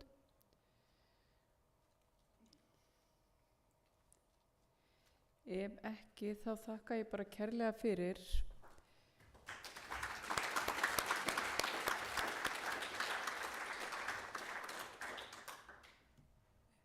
Mér langar kannski í ljósi þessa fyrirlæsturs kannski svona aðeins að velta fyrir mér, fyrir okkur aðbúnaði sem starfsfólk á þessum tíma vann við, og mér var nú hugsið þegar ég sá myndirnar af börunum hvort það mætti bjóða einhverjum far í þessum börum eða sjúkraflutninga fólkin okkar sem að fyllir hérna salin, hvort þau vilji nota þessar í næsta sjúkraflutning sem að þau fara í. Ég er ekki viss um að það er því vinsælt ef við myndum mæta með svona græju í dag.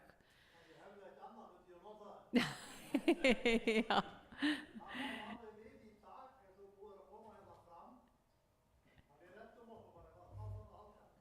Það er nefnilega svo merkilegt. Þetta fólk sem að velst í þetta starf er nefnilega alveg ótrúlega útsjónasamt.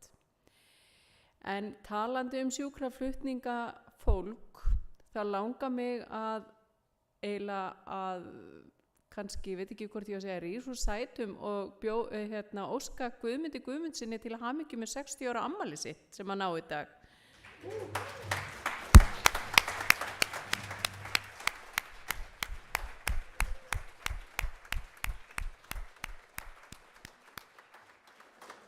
En Guðmundur er starfandi sjúkraflutningsmaður á Egilsstöðum og hefur unnið hjá HSA síðan elstu menn muna.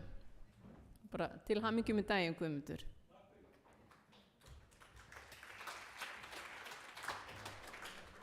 Þú mátt skamma mig og eftir fyrir þetta. Já, þú færð að heyra. Við grunum það. Þá er bara komið að hádegismat. Við fáum hérna súpu sem verður borin fram hérna bara eftir skamastund hérna fram. Þannig bara gjörið svo vel, og ég reikna með að við fáum svo létta tónlist líka hérna upp á sviðið. Ég áætla að við byrjum 12:30 aftur, þannig að bara njótiði hádegisins.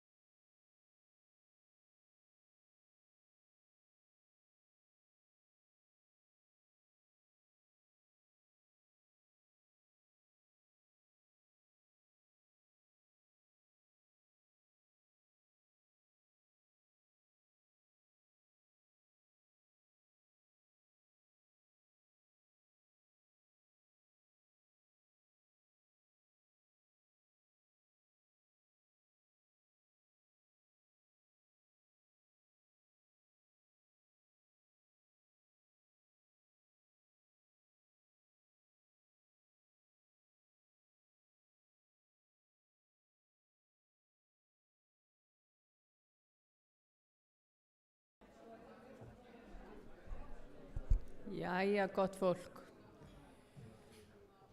Ég ætla að vona að allir hafi fengið eitthvað gott að borða. Við höfum fengið að njóta ljúfra tóna.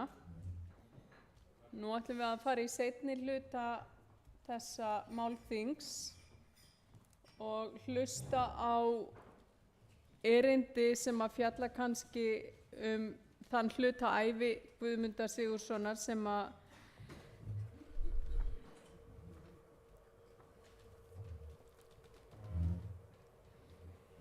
að eru þau ár sem að eru eiginlega meira eftir að hann er hér á Egilsstöðum, þó að sé aðeins fjallað Egilsstaðarannsóknina sérstaklega. Kannski áður en að við byrjum á því þá langar mig að við gefum tónlistarmanninum okkar gott klapp. Við manna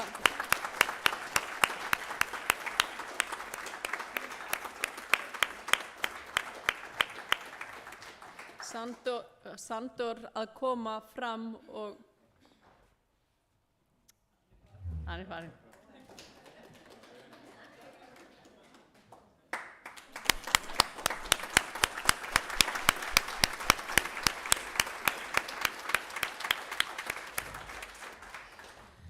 En Sandor er orgaleikari í Egilsstaðakirkju og er nýfluttur til Íslands, þannig að gaman að fá að kynnast hans tónlistarhæfileikum. Sveinn Magnússon er næstur á svið og býð ég hann hér velkominn.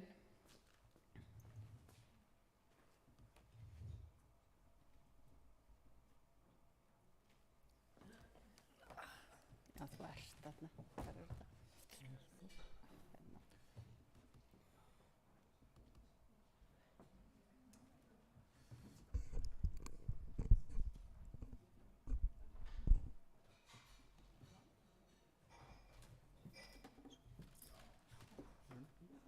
Slakka kveikast og áfram og aftur og bak það er já.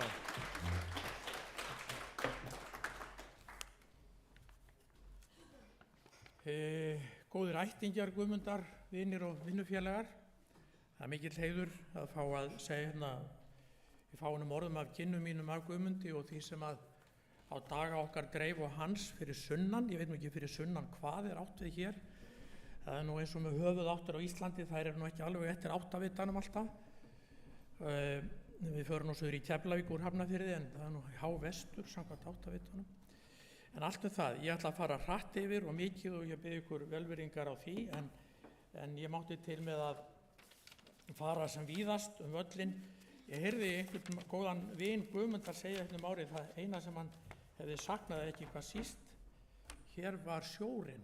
Þetta er nú sjórinn svona nálægt æskustöðunum, þetta er eins og þið sjáið Hælavíkurbjarg en ekki meira það. Nú, það er búið að nefna læknadeildina sem að stundar á hefðbundin tíma, þau örugglega farið létt með á styttri tíma og svo rakst ég þarna á blað í læknanemann sem kom fyrir sjónum mér þannum tíma og ég mátti til með að bregða upp hans félögum úr deildinni, sumir eru nú gengnir yfir til annara landa eða lenda en sumir eru hinni sprækustu. Ég hringdi einn í gær, hann var þá að gúlpa í sig súpu eins og við en hann var staddur í Vínarborg og bar Guðmundi eins og aðrir í þessu gott, hið besta orð. Guðmundur fer á kandídatsár eins og að hér þá, við öll gengum í gegnum, ég nefni ekki þarna það sem hann dvaldi utan spítala, en þetta hefur ábyggilega blasa fljótlega við Guðmundi, þessir ótrúlegu skjalasöfn sem voru einn grautur og hann fær einhvern veginn þennan innblástur sem virtist honum svo einleikið eða auðvelt, en ekki síst að hann kynnist greinilega, það sér maður í því sem hann skrifa sjálfur, þessu manni, ég hef svo aldrei hist, ég held það ekki. En þetta er Bandaríkjamaður sem byrja strax þarna 1900 og það byrja sem Guðmundur að klára að skrifa þetta er ekki í lagi, hvernig sjúkraskrár eru ómögulegt að leita í þeim, ómögulegt að vinna eitthvað úr þeim og er eiginlega guðfaðir þessara vinnu sem Guðmundur fer í af fullum huga. Ég rakst líka á grein í Læknanemannum frá 1974 og þið vitið munið hvar Guðmundur er þá skrifar hann mjög merkilega grein að mér finnst í Læknanemann sem var nú virðulegt tímarit og þetta er löng grein, það er svona handteiknað sumar myndir þarna og ég get ekki annað en dáðst af því hvað Guðmundur hefur, hann er þá, eins og þið vitið, hann er ekkit lúrand á bókasöfnu en hann er hann með heimildavinnu sem hefur verið tölvöld mikið mál að finna á þessum tíma og ég les þarna bara upp úr grein Guðmundar í restina. Mörgum er ljós nauðsyn þess að endurbæta skráningakerfi sjúkrasagna sem láta vera gagna og finna form eða kerfi skrásetningar sem sé með þeim hagleg gert að tryggja lágmarksskráningu en laga sig samt að vissu marki að duttlungum einstakara skráningamanna, mjög kurteislega sagt hjá Guðmundi. Hann vissi hvað margir okkar kennarar voru örglega í þessum hópi duttlungafullara manna. Nú það kemur fljótlega þessu sem að ég ætla ekki að rekja hér, ég kynntist þessu fljótlega, þessari vinnu sem hér var og þessari vinnu mun prófessor Jóhann Ágúst örglega gera betri skil. Ég man þó þegar ég kom hérna hvað mér fannst merkilegt að heyra af þessu miklu sveitafélaga graut sem hér var og þyngdi eins og Stefán var að lýsa þetta. Hann kynnist mjög fljótlega og er dregið mjög fljótlega búið að nefna hérna Ólaf Ólafsson inn í þessa norrænu vinnu. Mörg ykkar kannski hafa þekkt þessar bækur sem kom út í prenti árlega, hér lengi vel, nú fer þetta allt á netið, heilbrigðis tölfræði Norðurlandana. Þetta er það sem að þessi stofnun sem að tekur að sér að fjármagna og gefa út þessa rannsókn sem að við vorum að sjá hérna áðan, þessa NOMESCO, og er enn til í dag undir þessum heitum. Annars er þetta MESCO af því að þetta er medisínsk statistík og SOSCO af því þetta er félagsleg statistík og kemur út árlega. Nú finnið þetta á netinu og þetta eru merkastofnanir sem ég hluta til að því ég satt að því stjórn til margra ára en ég tel að þetta hafi gert okkur og öðrum mikið gagn. Nú er hlutin komin í þetta Nordcase sem hérna eru menn í salnum sem kunna betur frá því að segja þetta, við sýnt áður, en þetta er eitthvað að stórmerkilegasta sem dregur okkur á þennan alþjóða vettvang sem er aðalega okkar vettvangur, aðalega Norðurlöndin. Það sem að, ég ætla að hafa hérna klukkuna svo getur verið róleg. Ég sagði en ég væri litblindur, ef hann kemur rautt þá sé ég grænt og held bara áfram. Það vildi svo til að ég bara hafði samband við félaga og góða vinnu og lendi í námsblokk eins og við hétt í Svíþjóð, það sem 5 ára ráðning með allt sem þú þurftir til að verða sérfræðingur og hún byrjaði í litlum bæ norðan við Uppsali sem heitir Tierp og það var einn af 3 tilraunabæjum Svía til þess að fara í þessa leið sem Guðmundur var að fara í á Íslandi.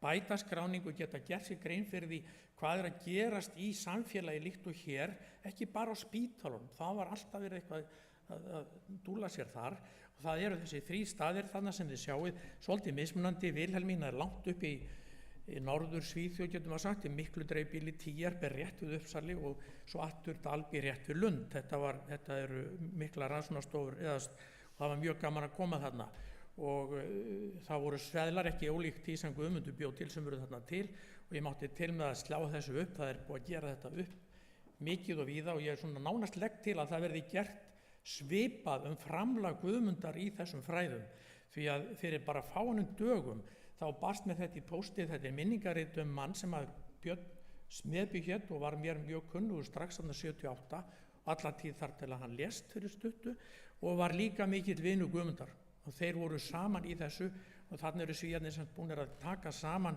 helstu afreg sem þetta framlag var. Ég mátti til með að sýna ykkur þessa mynd, hún sást áðan en þarna sit ég eins og illa gerður hlutur aftan við Guðmund. Það vil svo til sem þið sem sjá vel að ég sést í speglinum þarna fyrir aftanan en mér fannst það ekki sjást nógu vel þannig ég bætti mér við en ég sit þarna eins og auðli sem veit ekki hvor endan á blýjandi á að nota sko.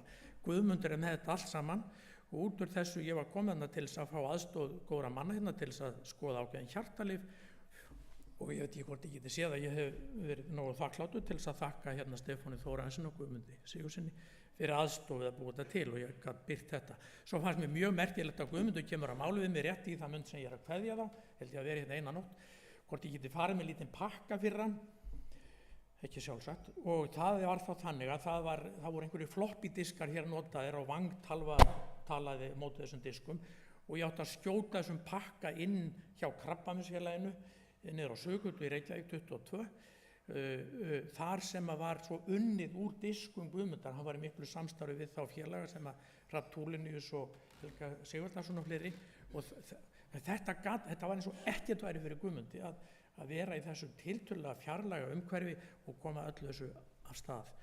Og þarna var nú leitastöðin, þarna húsi sem er til vinstri og sjálf Krabbameinsstöðin til hægri, og ég vissi ekki þá en skömmu nokkrum árum seinna keypti ég húsi sem verða mitt á milli, Hólavellir, og býð þar enn í dag 40 árum síðar. Þannig að svona heimurinn lítill. Þetta blað dúkkaði upp hjá mig líka, þannig að mæti menna, hún er Endur Páll Sigurðsson og þarna Hjalti Þórarinsson og Gunnar Bering og Jón Hallgrímsson.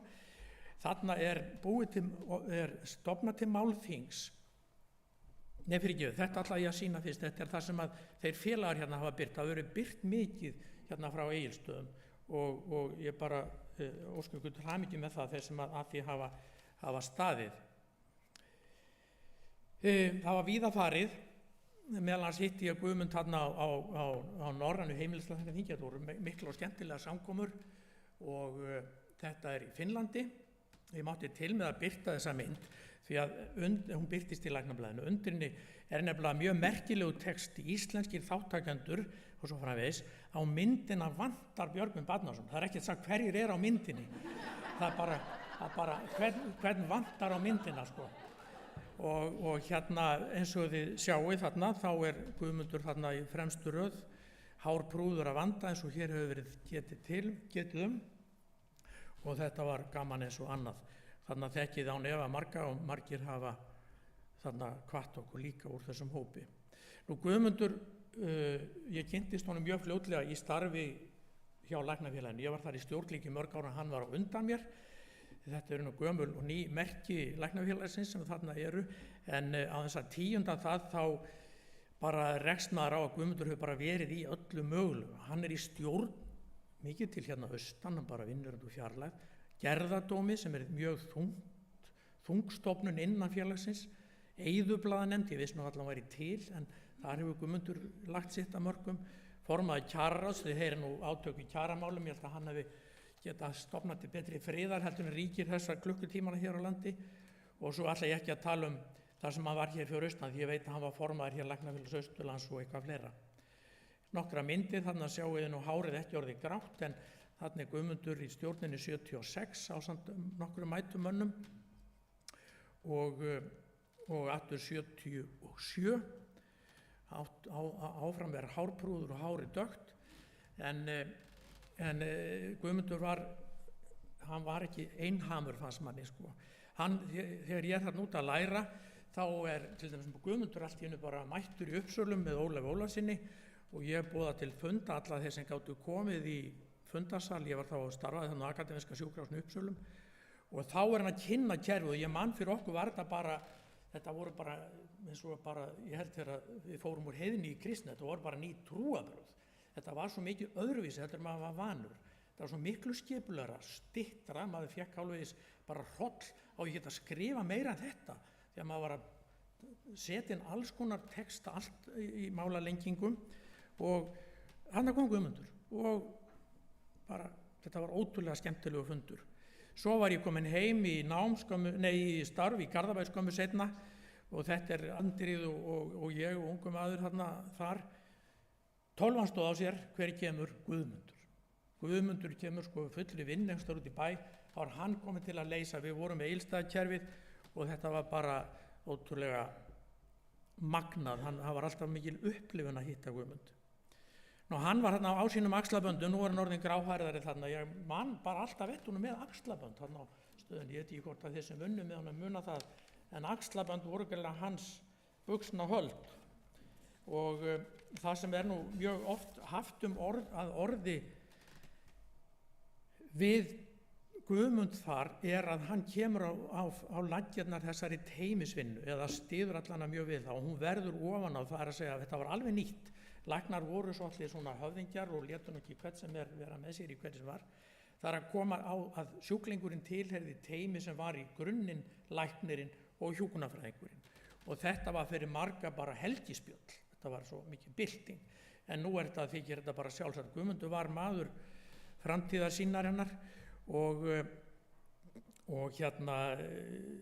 þetta sló í gegn og hann, eins og þeir segja þarna, þeir voru náttúrulega í nýju húsnæði, það gaf færa, þetta var aðeins meira plásskrefjandi eða svona það þurfti að vera betra flæði og það var hægt að því að þau voru þarna í nýrri stöð á nesinu sem var þessi hérna og enn.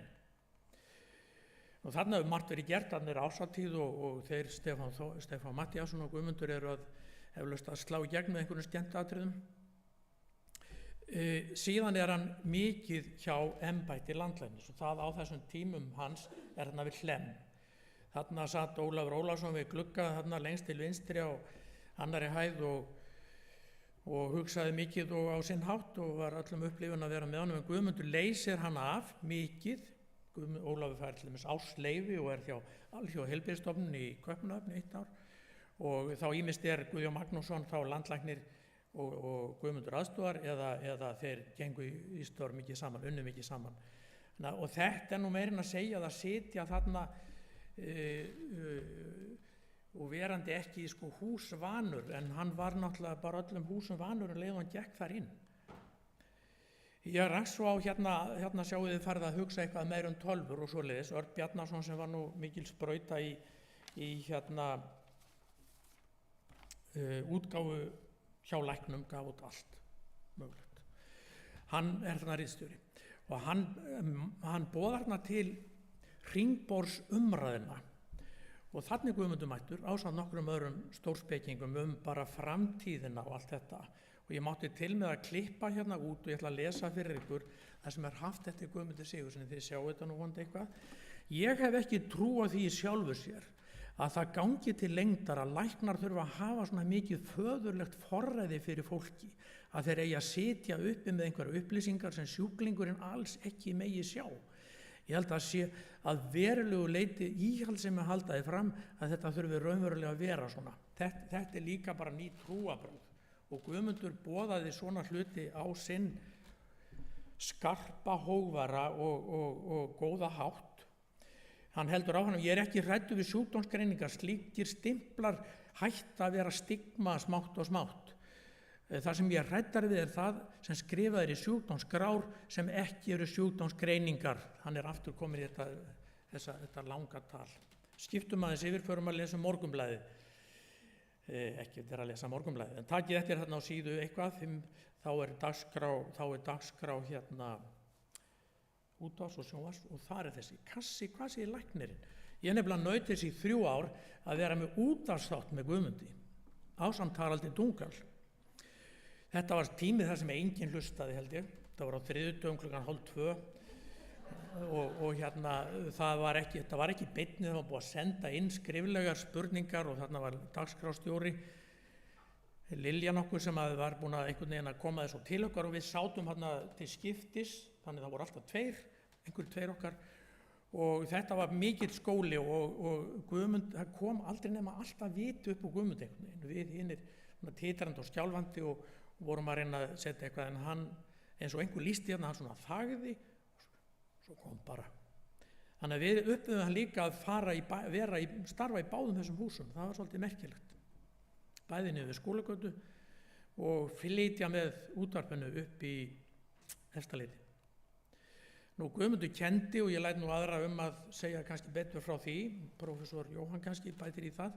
Við ferðumst eitt og annað saman, hérna eru við með þeim hjónum, Guðrún og Guðmundi, ég Kristín kona mín hérna í bláu pilsi. Þetta er stjórn eða úrstjórn læknafélagsins að fara á norrænan fund stjórna læknafélagana.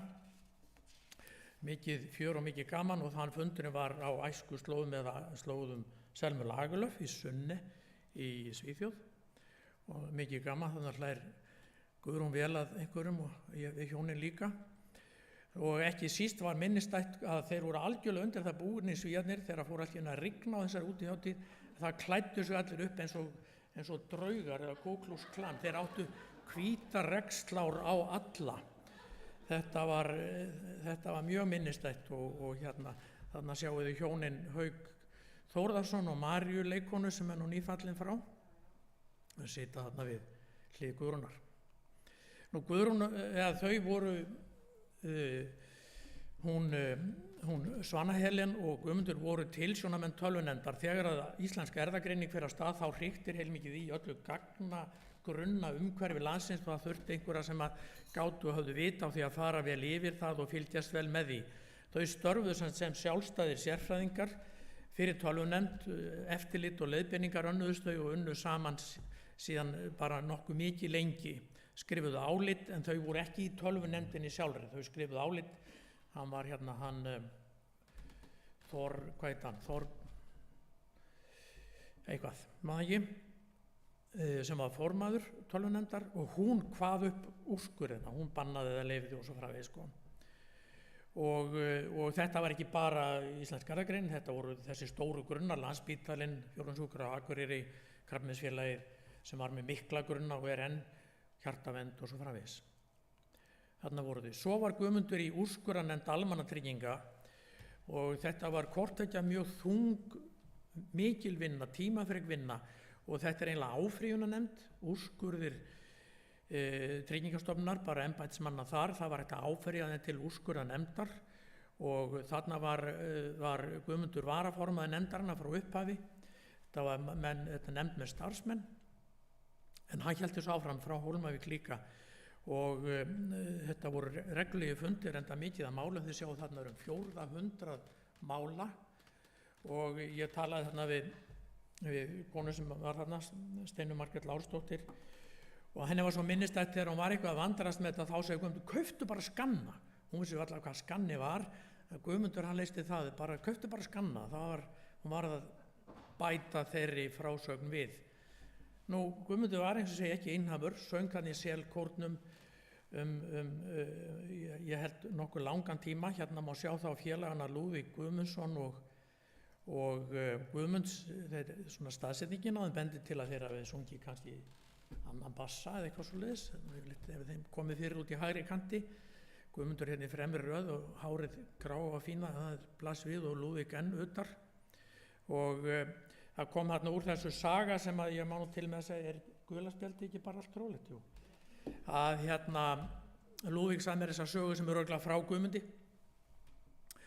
að það var farið og meðal annars til Ísafjarðar, hans gamla kæra bæjar og sungið fyrir Ísfirðinga og svo brá til verra veðurs þegar það stóð til að fara heim og það var ekki fært og það þá úrlausnin svo að fara með rútu inn djúpið og upp í Steingrímsfjarðarheiðina held ég langleiðina og önnur rúta mætti þar. Þið nikkið þegar þið heyrti þessa sögu kannski. Þú varst í þessari ræð en þú mátt ekki leiðrétta hana ef hún eitthvað ekki. Að undir hádegi Guðmundur kominn í vinnuna út á Nes. Hinir bara stauluðust heim, held ég einhverjir. Og svo eins og vandi var þá þurfti að biðja Guðmund fyrir konu sem kom síðast var eiginlega búið að loka og það búið að loka og þá þetta svona málglöð og sein að skýra mál sem þessi kona sem situr fyrir fram að Guðmund og hann sofnar og hann vaknar við það að hún segir, ég svona leiðinleg? En þetta saga sem Guðmundur sagði sjálfur þannig að ég ekkert að rjúfa neitt trúna. Þannig hann komið með eitthvað sem hylur hárvöxtin fagra, væntanlega skemmtun í stöðinni myndi ég halda. Ég fékk þessa myndir hjá Lúðvík Guðmundsinni sem var hann mjög kær vinnufélagi. Svo hér hlutir sem ég kann nú alltaf frá að segja. Þetta eins og allt í þessum bransa, tölvubransa sé umfram mína getu til þess að hugsa þetta svo flókið. Ég vil eigendaskipti og hlutir og allt þetta.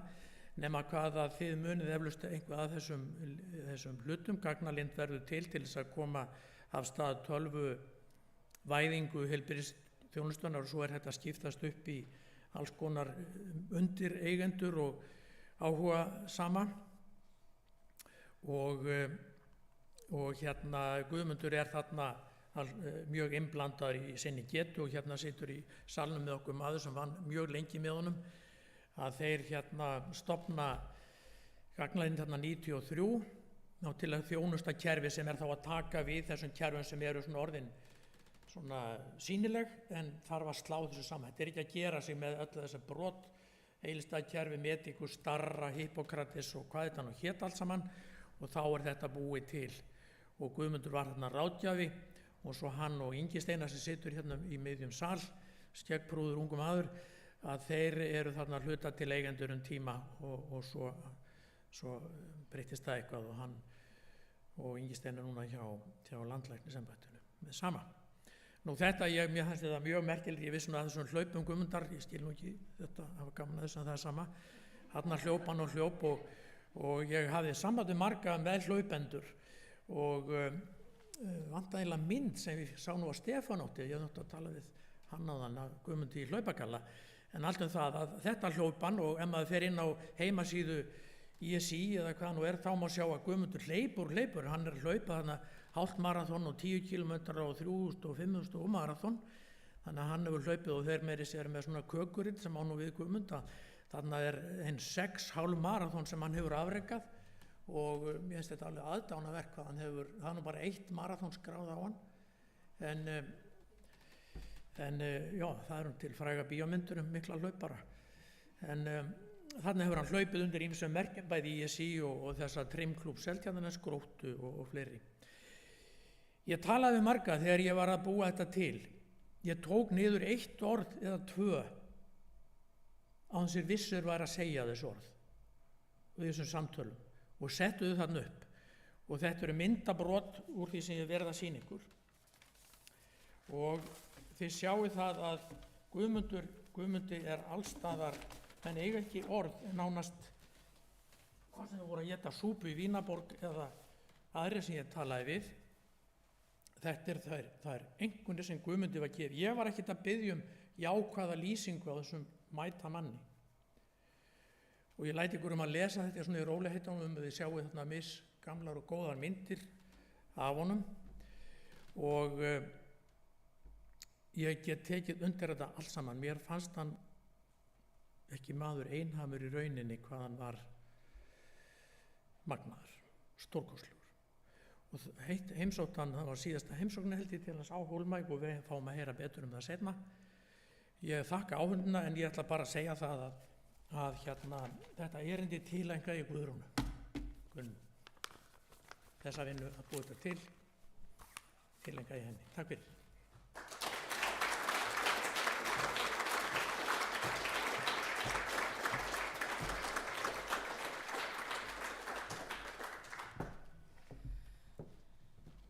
Ég þakka kærlega fyrir þetta, Sveinn. Eru einhverjar örstuttar spurningar til Sveins áður við höldum áfram? Ef ekki, þá ætla ég að bjóða næstan Jóhann. Fyrirgefðu.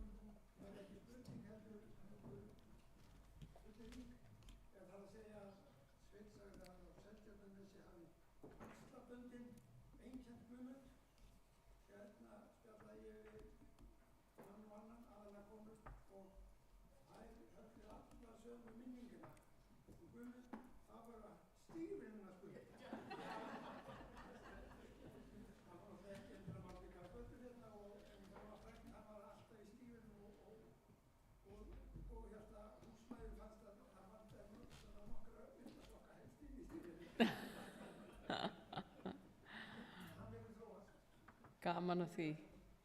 Nú er komin úr stígvélunum þegar hann kemur suður og í axlabönd, komin með axlabönd. Og köflótta skyrtu. Hann var ekki í stígvélunum á Hólmavík. Og þið veit að hvernig hann var í stígvélunum. Hann var svo fljótur að hlaupa út á stígvélunum.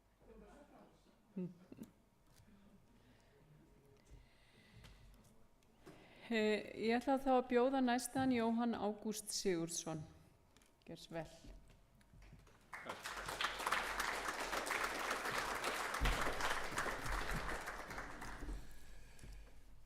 Kæru áhorfendur, Já, ég vil byrja á því að þakka Stefáni Þórarinssyni og öðrum heimamönnum og fjölskyldu Guðmundar heitins fyrir framtækið þessu málþingi. Sömuleiðis þakka fyrir að fá það heiður og tækifæri á að vera hérna með einhverja þessu tilefni. Nú eðlilega velti maður fyrir sér mikilvægi málþinga af þessu tægi. En fyrst og fremst þá erum við að minnast persónu sem var okkur kær, okkur hlýnar hjartarætur þegar við hugsun tilbaka og hversu heppin við vorum að vera samtíma fólk Guðmundar. Öðru lagi þá er málefni mikilvægt. Hugsjónir, markmið, strit, erfiði sem fólk leggur á sig til þess að koma hugsjónum sinni í framgang. Og málþing af þessu tagi hjálpar okkur því til þess að líta fram á við í ljósi sögunar. Nú með þetta að leiðarljósi þá ætla ég að segja ykkur frá því hvernig frá mínum sjónarhóli minn samstarfi í Guðmund. Fyrst örstutt mig sjálfan og sjá hvernig skipti þessu. Nei, nú er ég farin að ég skiptist ekki hér í tölvunni. Er það ég skiptist ekki í tölvunni sjálfur en ég sé að það skiptist hérna á sviðinu. Það er kannski gerir þá ekki mikið til, ég vil bara fylgjast með því hvaða myndir kom upp á skjáin. Ef maður lagar það fyrir mig, breytist hún ekki hér. Það hreyfist ekki talvan hér.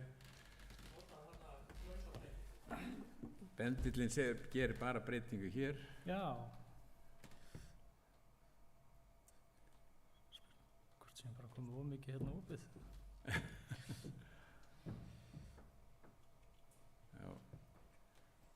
Þú ert hérna, ekki? Jó, ekki þessi, nei. Nei, bara að loka hérna öllum hinum sem eru hérna að þvælast fyrir.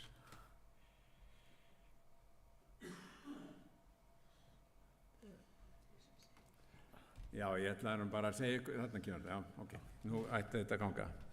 Jú, ég bara nefna það að ég er semst fæddur á Siglufirði og á síldaráranum og vann tíma efnarannsóknarstofunni og síldarverksmiðju ríkisins og þar mótaðist áhugi minn á vísindum og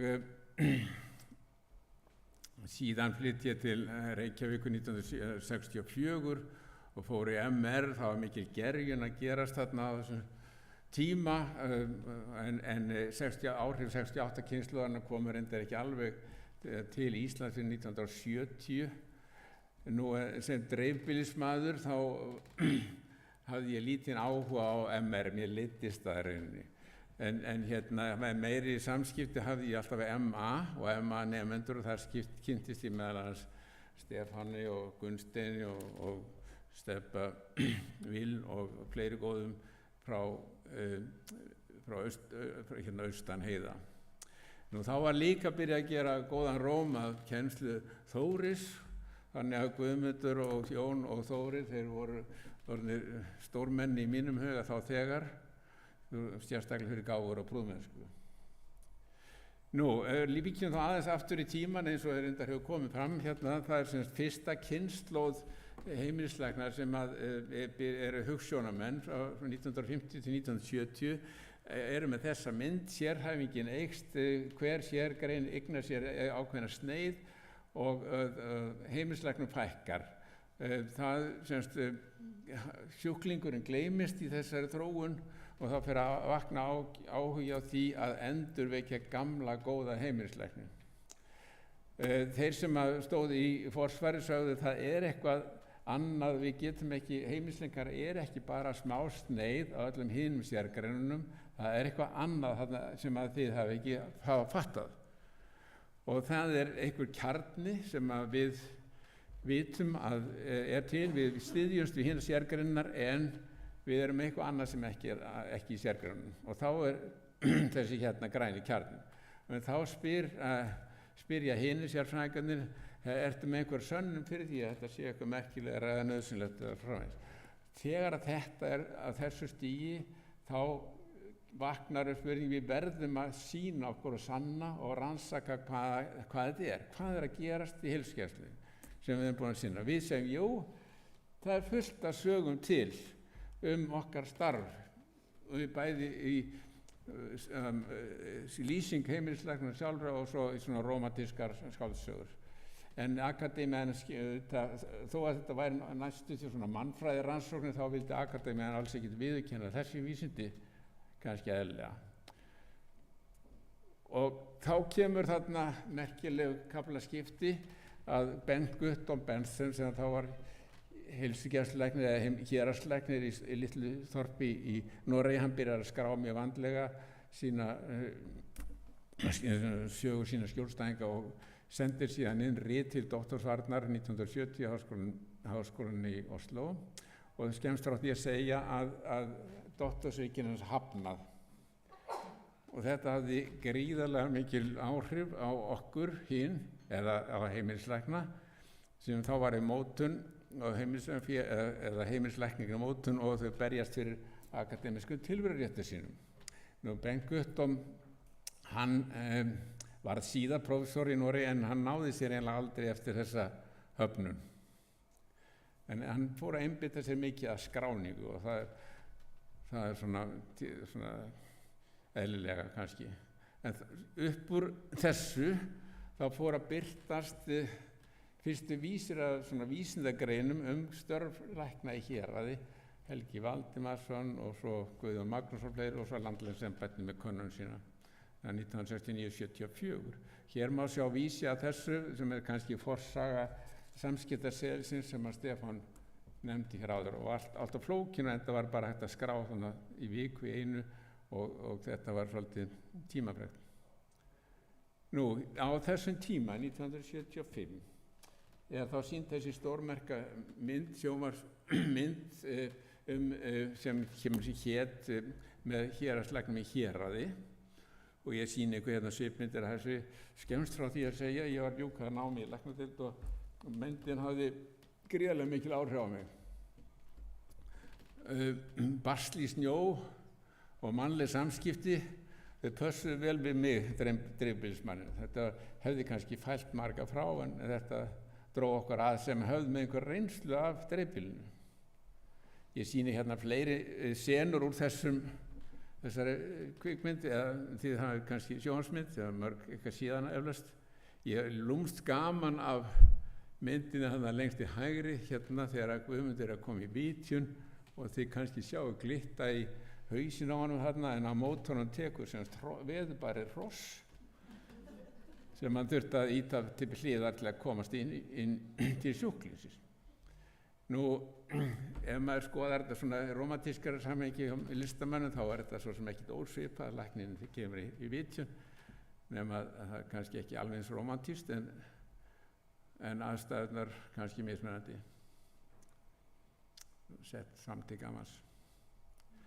Nú, mér gafst, eins og Stefán kom nú að hérna, þó hann þyrði ekki að segja alveg, þá gafst mér kostur á að vera í námi hérna 1978, og ég verður að viðurkenna það að það var þá ég sem hoppaði á flugvélina vissum stað, en svona á meðal okkar Stefán, þá voru þetta kannski fyrstu prófessorataktarnir mínir á þessum tíma.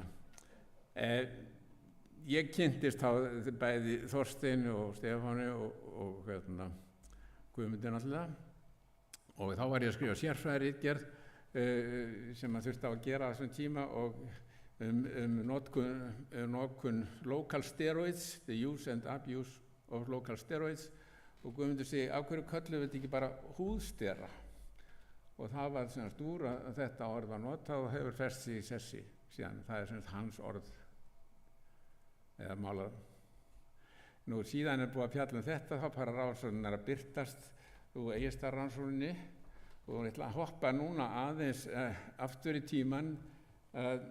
Þessi rannsókn hér sem heitir White-Study frá 1961 er einn af þeim merkustu sem að birt voru á þessum tímum.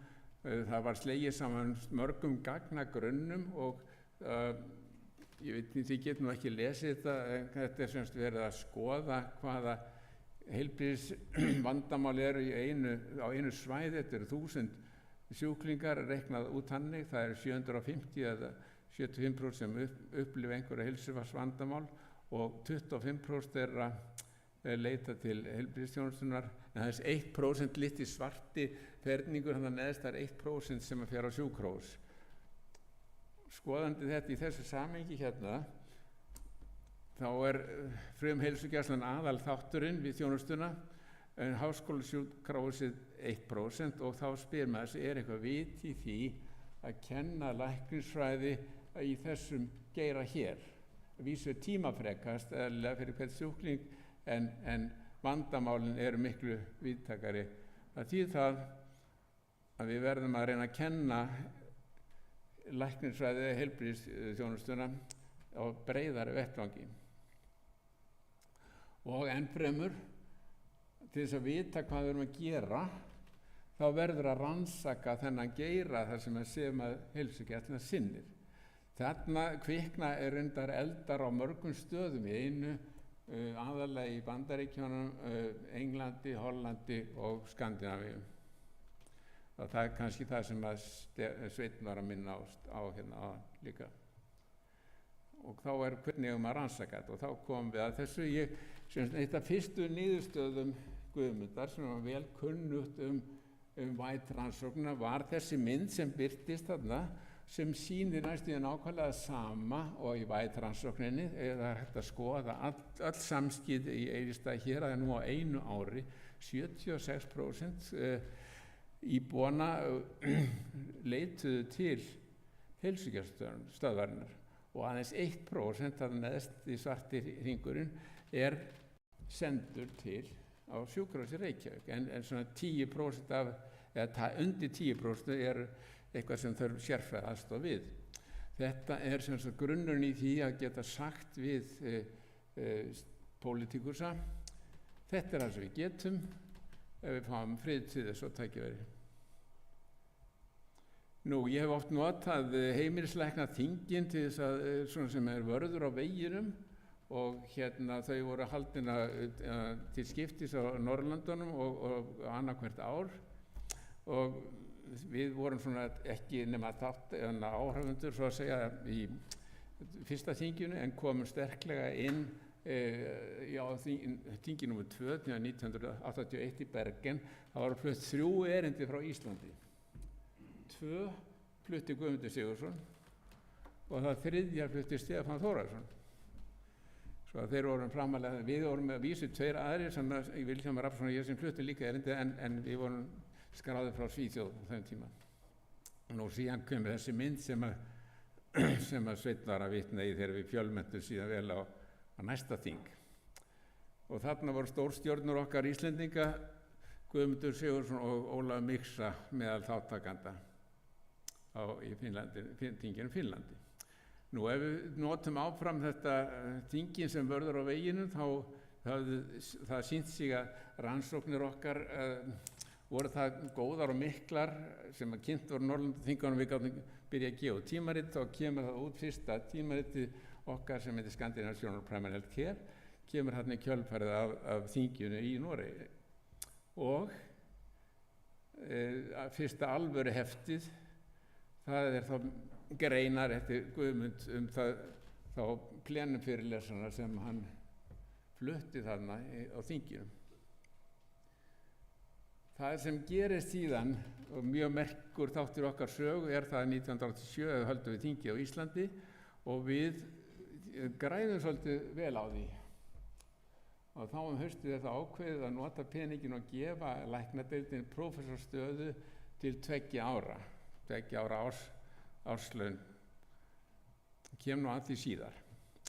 Á þessum árum eins og komið fram, þá erum við lektorar í heimilislækningum, Guðmundur líka, og því sjáum nú bara handritið, rithöndina hans þarna, hann skrifaði alltaf fundagerðir og það getur alltaf ekki lesið þetta, þá var Guðmundi falið að sjá að tölvuvæða kennslueininguna. Þarna erum við annars á héraðslæknafundum með Ísleifi Halldórsinni. Þá á þessum árum þá tókst mörgum að gefa út meistararitgerðir sínar og Guðmundur gaf út sína meistararitgerðir meðal annars sem að ég er með hér, og það eru ekki mörg eintök til og okkur Guðjóni konum saman að það kannski eðlilegt að Heilbrigðisstofnun Austurlands ætti eitt eintak, svo ég ætla að færa hann þá eftir, gefa stofnuninu það eftir hérna. En svo fara að birtast rannsóknir og hinum þessum héruðum sem að byggja eingöngu á kerfisbundinni skráningu Egilsstaðaaðferðarinnar, bæði Bolungarvík og Borgarnes. Þarna getur maður nákvæmlega séð hvað að gerast í heilsugæslunni. Nú ég nefndi áðan, við áttum þarna góða fúlgur og læknadeild og síðan samþykkti að taka á móti gjöfinu og þar með samþykki heilbrigðisráðuneytisins og menntamálaráðuneytisins og þá síðan gerist það staðan auglýst og ég þá settur prófessor þarna 1991. Þar með það svolítið þáttarskil af því að það var uppstokkun í kennaraliðinu og Guðmundur ákveður að draga sér tilbaka og fara bara í klínikina og við auglýstum síðan lektorstöður og svo framvegis. En þarna byrja aðrir hlutar að gerast, þess að þó ég sé talin fyrsta kynslóð prófessora í Norðurlöndum, þá var ég önnur kynslóð þeirra sem taka þátt í að byggja upp heilsugæsluna. Nú hér eru við vinnirnir þá, Stefán og ég, nokkrum mánuðum síðar. Ég tók við þarna í febrúar, þarna erum við í apríl að spá í hvernig að byggja þetta upp. Ásamt miklu fleirum náttúrulega og þetta gerðist að fjöldi þeirra sem hér eru inni hafa tekið þátt í þessu. Nú það var ákveðið og niðurstaðan svo að byrja að hlúa að því sem fyrir í klínikinni, menntun, sjóðpeningu, skapa þekkingu og íbúðasvæðin eru upplöð til þess að rannsaka og svo framvegis, þannig að prófessorinn á að standa á grunninum fyrst og fremst en ekki búa sér til eigið svæði, rannsóknarsvæði. Hlúa að því sem í landinu og okkur tókst síðan að þekkingu þar naut ég nú góðs af því að Stefán var alltaf að minna mig á að halda jarðsambandinu að það hugsa landsbyggðina með lands, það var ekki nú að vera með gráður og ég kom því þá til leiðar sem að við byrjum að kenna eða láta læknanema vera út á landi í grunnnáminu, síðan þurftum við að berjast fyrir því að koma með heilsugæslunni inn í Candasári, það er lengri saga. Við komumst alla leið þá upp þessar tröppur að geta birt vísindagreinar fyrir þeirra sem komust í pínu tímaritum.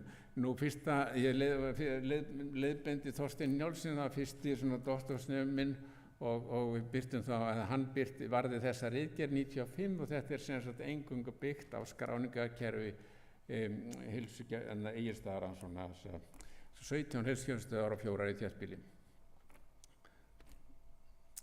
Doktorseignir eru náttúrulega fleiri eins og gengur, en svo gerist það 1972, þá erum við eiginlega komin í annan farveg og byrjum á þessu vísindaþingum. Fyrsta vísindaþingið var í Húsavík 92 og það passir upp á tíman og það sem einkennir þessi þing kannski það að stór hluti þessum verkefnum sem eru verið að kynna þarna, sem heilsugæslulæknar að kynna, eru analýsur á hvað að gera heilsugæslunnar sem byggt aftur á skráningakerfi Egilsstaðaskráningarinnar.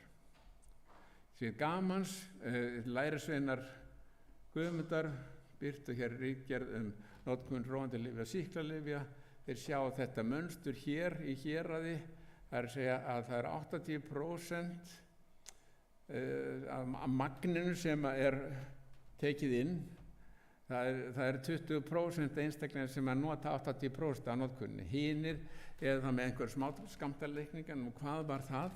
Öll þessi 80% tóku svona bara 20% allir magninu. Þeir voru að taka svefnlyf þeirra í sauðburði og svona ýmislegt sem var einkenndi hérað.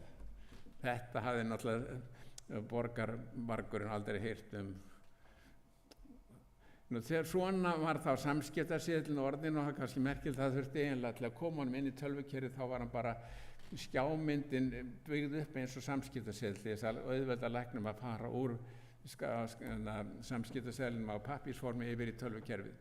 Hér er svo bara ein mynd sem sýnir að það birtist fyrir mánuði síðan þar sem við gátum núna slegið saman gögnum og mörgum heilsugæslustöðvum að því að nú er skráningi orðin samkeyrð, gátum skoða samkeyrð 200.000 einstaklinga, gátum fylgt þeim eftir og samkeyrð dánamennaskrá. Þannig að aðferðafræðin var komin sem að auðveldar okkur gríðarlega mikið vísindavinnuna.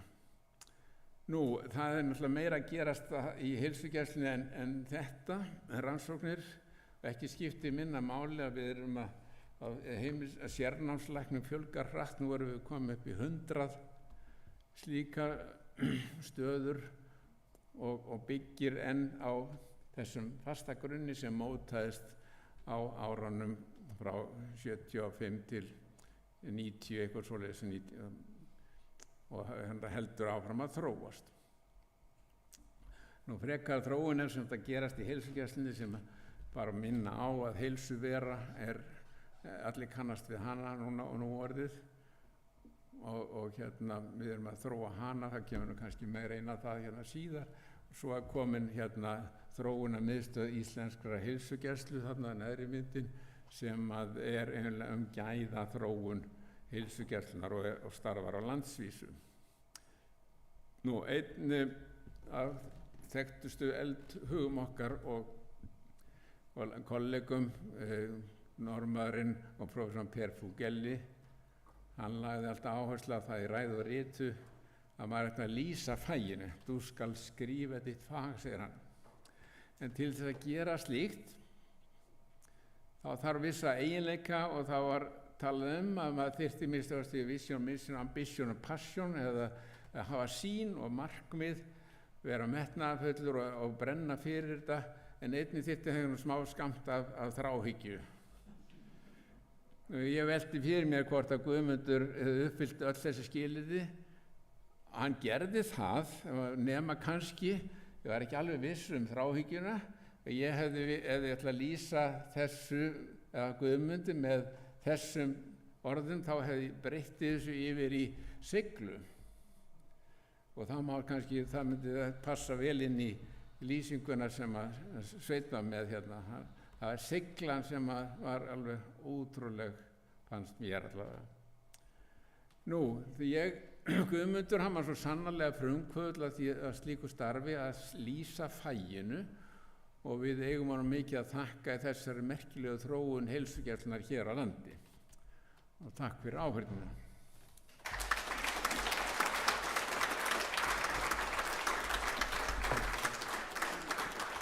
Þá ætla ég að biðja Guðjón að koma hérna, Guðjón forstöðumann,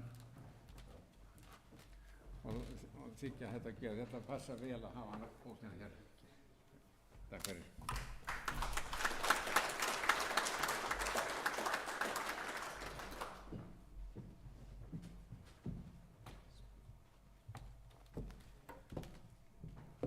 Takk fyrir þetta, Jóhann. Eru einhverjar spurningar til Jóhanns svona strax í lokin?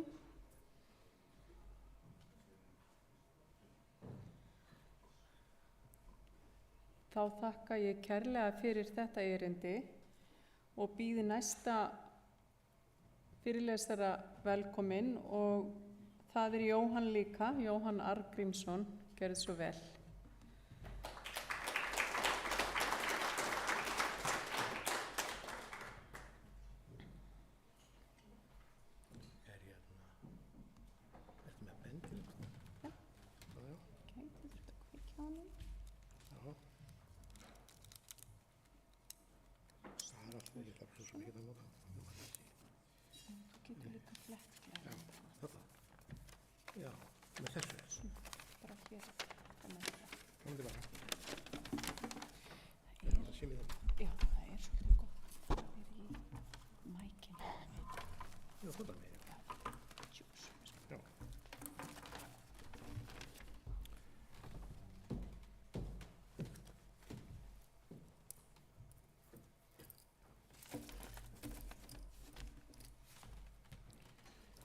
Já, komið sæl,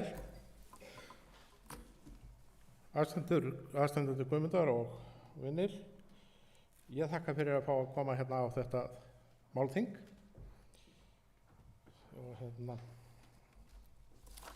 í minningar Guðmund. Ég er nú kannski ekki með svona vísindalegt erindi, en ég ætla nú svona aðeins að segja frá hér að á Ströndum er þetta læknisherað, og ég veit nú ekki hvernig hérna kemur þetta. Nú það lær hérna frá Geirólfsvík og hérna vestur Ísafjarðar á og inn á Þarnbarvelli eða Stykkahálms. Nú oft þurfum við að fara hérna vestur í Reykjanes og Mjóafjörð og síðan hefur við verið að aðstoða náttúrulega Búðardal og farið hérna allir vestur á Klettháls og sjúkraflutningum og svona og yfir Reykjavíkursveit. Þetta er svona þetta svæði sem að ég ætla að fjalla aðeins Nú,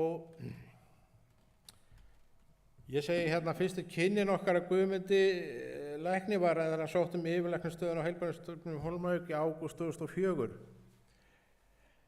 og var ráðinn 1. nóvember frá sama ári. Nú, forsagan er sennilega þegar að náttúrulega hérna lengri, en ég hafði samið við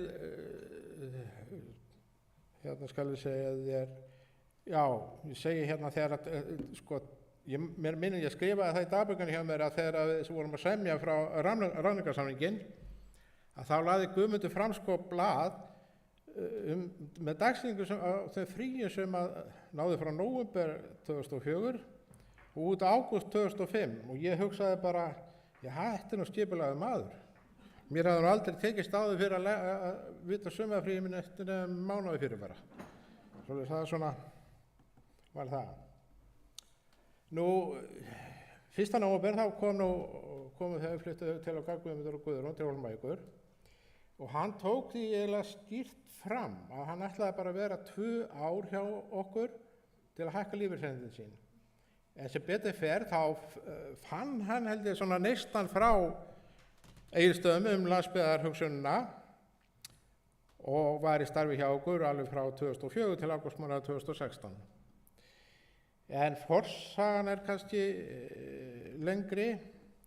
Ég ætla að fara aðeins hérna yfir að þetta er svona þess að Guðmundur skrifaði hérna smá erindi heilsugæsluna og heilbrigðisstofnunina á Hólmavík. Það var vegna þess að við vorum svo oft með svona súpuhundi á Kaffi Rís. Þá þurftum við svona að fara yfir ýmsar kynningar og hann lýsir því að þetta er náttúrulega harðbýlt hérað sem og aðrir hluta Vestfjarða lítt veðurs alltaf vetrum. Á úströndum skiptist á víkur, þröngir, firðir, án undirlendis og sæbrött fjöll. Á innströndum er undirlendi meira og samgöngur greiðari. Læknishéraðið telur 663 íbúa með Indjúpi, gamla Nautarahreppnum og er þá bæjarhreppur undanskilinn en honum sinna Hvammstandalæknar. Hluti 90% íbúa fæst við landbúnað. Í þéttbýliskjörnum Hólmavík eru 405 íbúar og Drangsnesi 80 íbúar og hefur fólk atvinna fiskveiðum, rækjuverksmiðjum, veiðum, verktakavinnu og þjónustustarfsemi. Atvinnuástandið var nokkuð tryggt þetta ár 2005. Nú samgöngur á landi eru góðar á innströndum og er leiðin frá Brú að Hólmavík 115 km og leiðin frá Hólmavík norðurfjörður 110 km. En leiðin vestur í Ísafjörð er 40 km og þá erum við að tala í vestur í Kaldalón, en það er akkurat 100 km vestur á Reykjanesi. Svo hérna nefnir hann áætlunarferðir milli Hólmavíkur og Reykjavíkur 3 í viku en eingöngu á föstudögum frá miðjum september til júní. En það var með Guðmund, hann tók nú oft rútuna fram og tilbaka. Nú, norðan Bjarnarfjörður eru vegirnir í slæmu ástandi og yfirleitt lokaði frá nóvember og fram í apríl vegna snjóþyngsla og heilbrigðisstofnunin er með samning við einkaaðila sem fer með lækni inn í sérútbúnum fjalljeppa eða snjósleðum á veturnar. Og Guðmundur fór bæði á snjósleðum og með fjallajeppum, þannig að hann hafði svona gaman í því að laðist þú fyrst svona illa hérna að vera að fara á snjósleði yfir þessi fjöll. Nú, það tekur bifreið milli Hólmavíkur og Norðurfjarðar sem var hástöð að fara svona 2 klukkustundir á sumarlagi, en svo var þetta svona alltaf 5 klukkustundum á veturnar. Og svo náttúrulega er vegurinn reynt að halda hann opnuð þarna svona frá Norðurfirði til Gjögurs, og þar er verslunarstaður í Norðurfirði og flugvöllur í Gjögri, og í Djúpvík býr ein fjölskylda á veturnar. Hérna er mynd frá Norðurfirði, hástöðin er þarna í húsinu, nei, byrju, já, svona þetta. Já, hérna skal ég segja, við erum svona í verbúðarhúsi þarna, með hástöð. Nú, þarna við erum ennþá í árinu 2005, sem að þetta er hérna punktarnir frá Guðmundi, og hjúkrunarheimilið á Hólmavík var staðsett við hliðina á heilsugæslustöðinni. Það er staðsett sig. Og húsið er 458 fermetrar að stærð og byggt upp úr 1948 og stækkað 2004.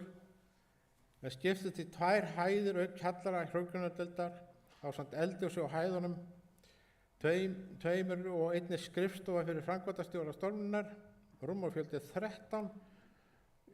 Í dag höfum við bara leyfi fyrir að hafa 8 rúm út á fjárveitingunni. Og þar er 1 rúm sem ætlað er fyrir bráðainnlagnir. Heilsugæslan er byggð á tímabilinu 83 til 85. Húsið er 357 fermetra stórt og byggt eftir sömu teikningu og heilsugæslan í Bólangavík og Kirkjubæjarklaustri. Og þetta er náttúrulega H1 stöð þar sem er aðstaða fyrir 1 læknir með gæsluvakt 1. Nú, svo er mjóttaka sjúklinga hérna alla virka daga frá 9 til 12 og 13 til 16. Nú, samskiptið þarna árið 2005 voru við heilsugæslulæknin voru 5.137 og komur til heilsugæslulæknis varu 3.309 og læknavitjanir voru 155. Símaviðtöl voru 7.966, hvað búa þarna einhverju 600 í læknahéraðinu. Og svo setja hérna ungbarnaeftirlit, komur í ungbarnaeftirliti voru 65 og vitjanir 5. Og hér er nú mynd af Guðmundi í hérna þegar hann er í ungbarnaeftirliti. Þetta er bara hérna og þarna sést að hann alltaf er í axlaböndunum, eins og gefur að skilja. Og eitt skiptið þá var hann að koma úr ungbarnavitjun því að það var svo slæmt veður að hann vildi nú frekar að ungbarnið hann fara til þeirra heldur en að fá það á stöðina. Og þetta sýnir bara eina myndina sem að hvernig er að koma inn úr vitjunum þegar er blind bylur. Og ég sé nú ekki á myndinni, hann er örugglega í stíflunum hann. Það er svona. Sko að síðan kemur hérna upp að hérna eitt sumari vorum við með læknanema hérna sem að var að læra út í Ungverjalandi og við réðum hana á rannsóknarstofuna sem þá var hjá okkur. Já, en Guðmundi var nú fljótur að taka hana í kennslu sko, því að hún var að var búið með 3 ár sko, það var að byrja 4 ári. Og hann fór eiginlega var með hana bara eiginlega inni í kenninni að ræða viðkomandi svona þess sem kom á stofu. Og hann kendi henni að fara yfir þær spurningar sem þurfti til að greina hvað væri aðviðkomandi. Og hún var alveg himinlifandi, þetta var nú kona, yfir að hafa fengið að koma til okkar og fengið allar þessa fræðslu og reynslu sem Guðmundur veitt henni. Og þess að geta hún starfaði hérna held í 3 ár sem læknir á Reyðarfirði.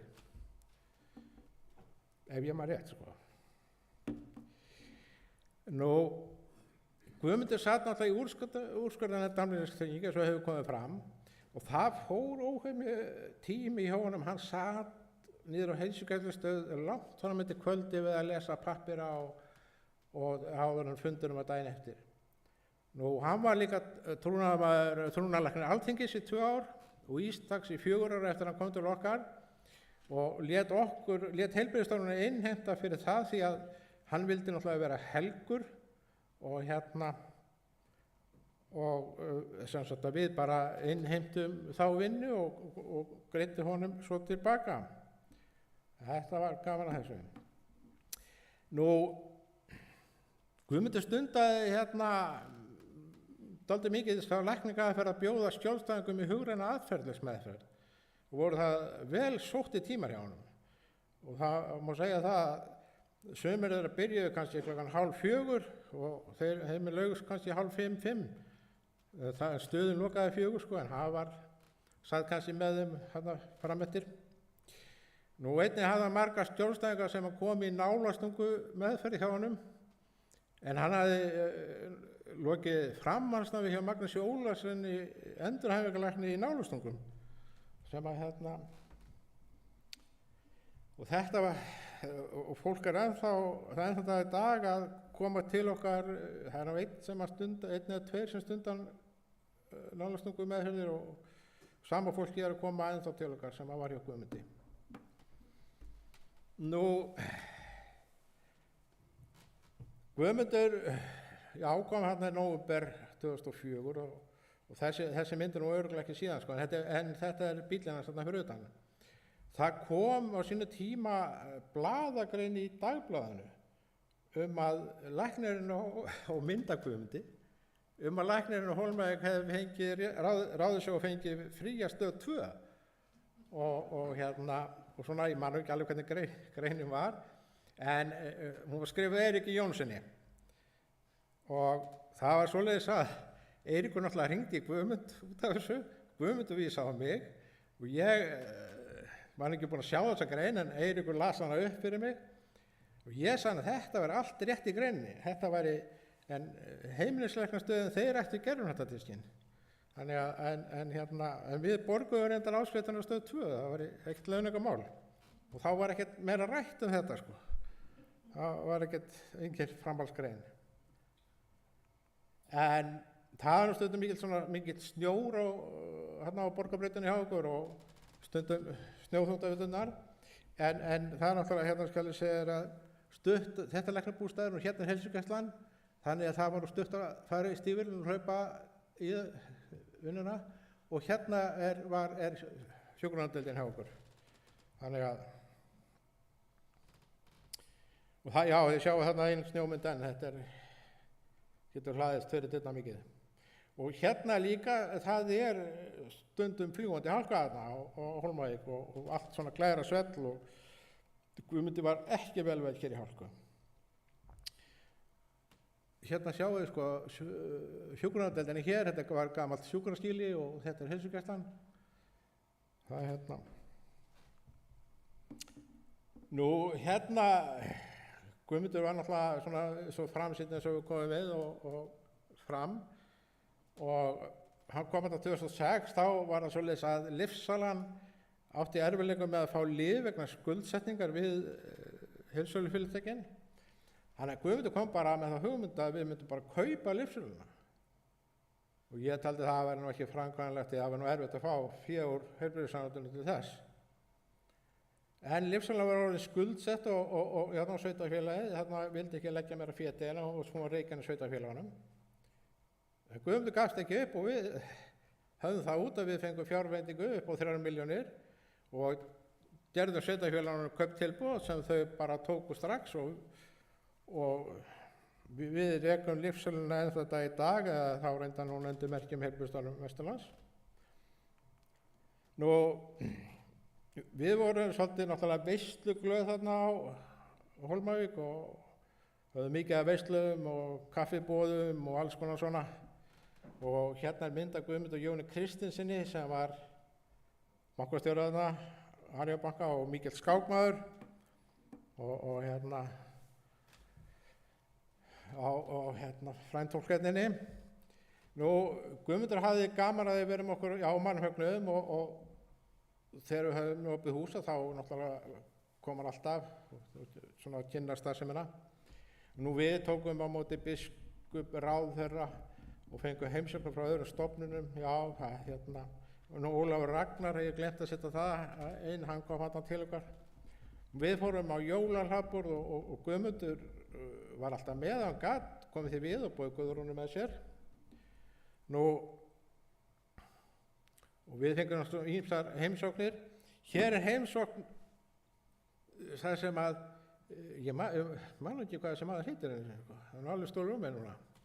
En, skiptir ekki máli, hérna sjáum við það sko að Guðmundur, hann var alltaf með okkur mannfagnaði og Guðrún alltaf hérna, en hérna undir peysunni er axlaböndin hjá Guðmundi, en þessi var alltaf bara með, ekki með peysu, en hann var alltaf með glasi í hendi, það sást aldrei neitt hverfa úr því sko.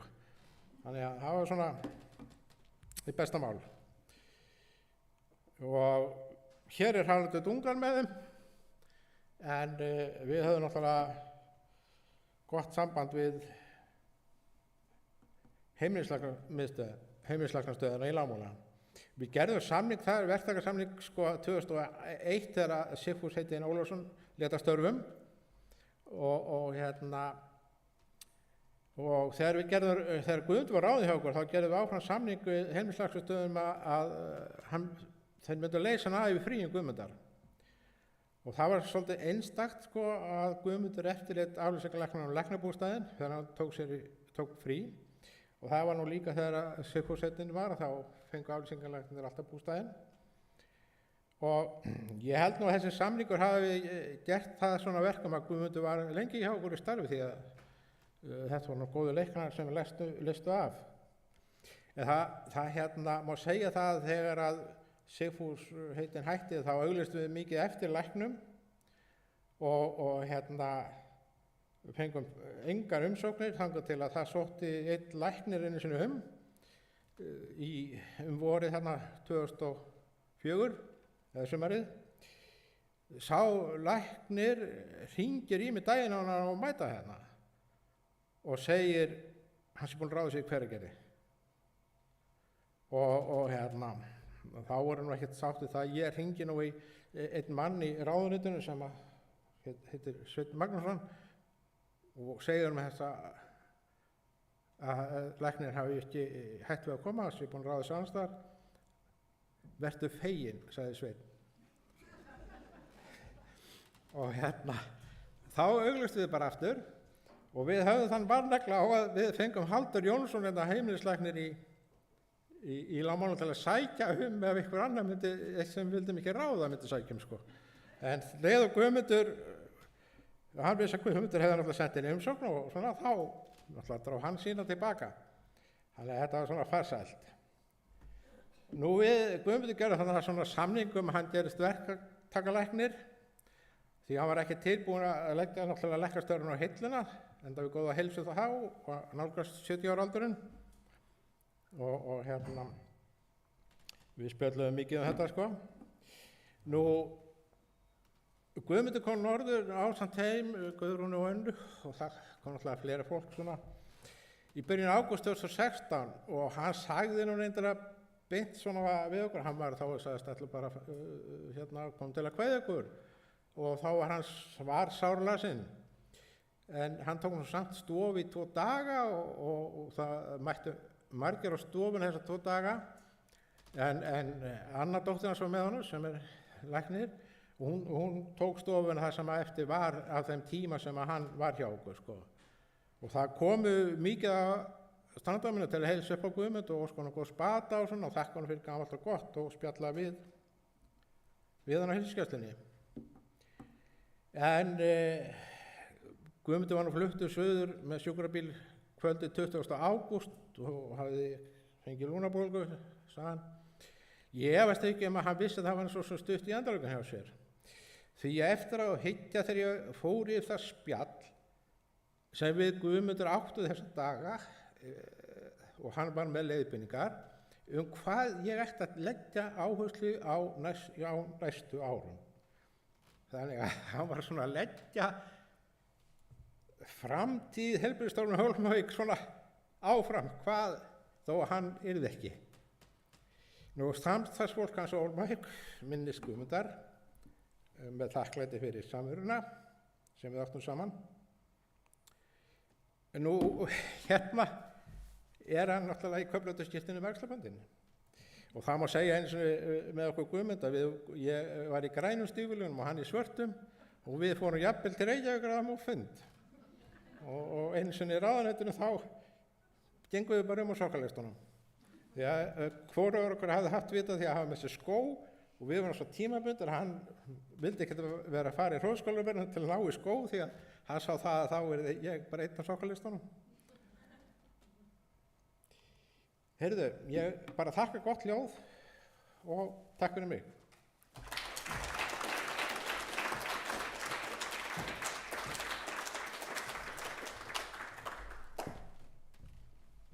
Takk fyrir þetta. Eru einhverjar spurningar brenna á ykkur?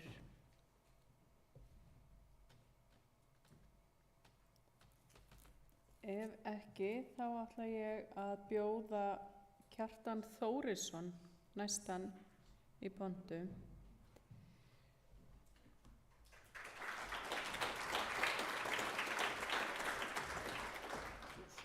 Þórsson, fyrirgefðu Kjartan.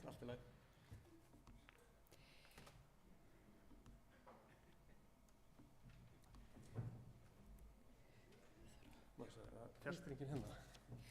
Já, en ég er ekki af því til.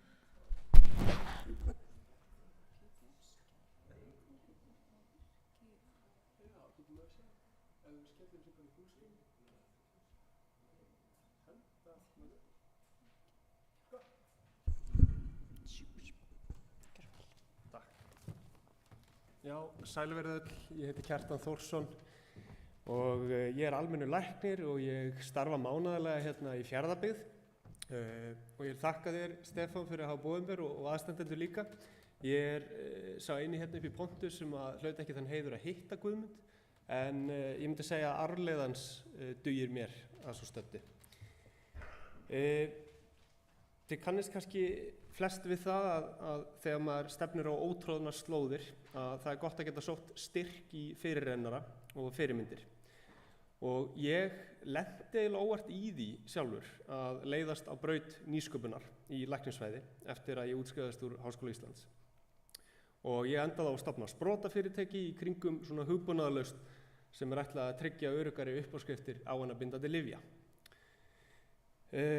Síðan að ég stofnaði sprotafyrirtækið, þá held ég að ég leiði hugun að því cirka 5 sinnum á dag hvort að ég sé endanlega genginn af göflunum að beygja að þessari beinu braut sérnáms. Og það var eiginlega ekki fyrir en ég var á kandídatsárinu hér á Egilsstöðum 2019 að Stefán Þórarinsson sagði mig fyrst af Guðmundi Sigurðssyni og hans afrekum.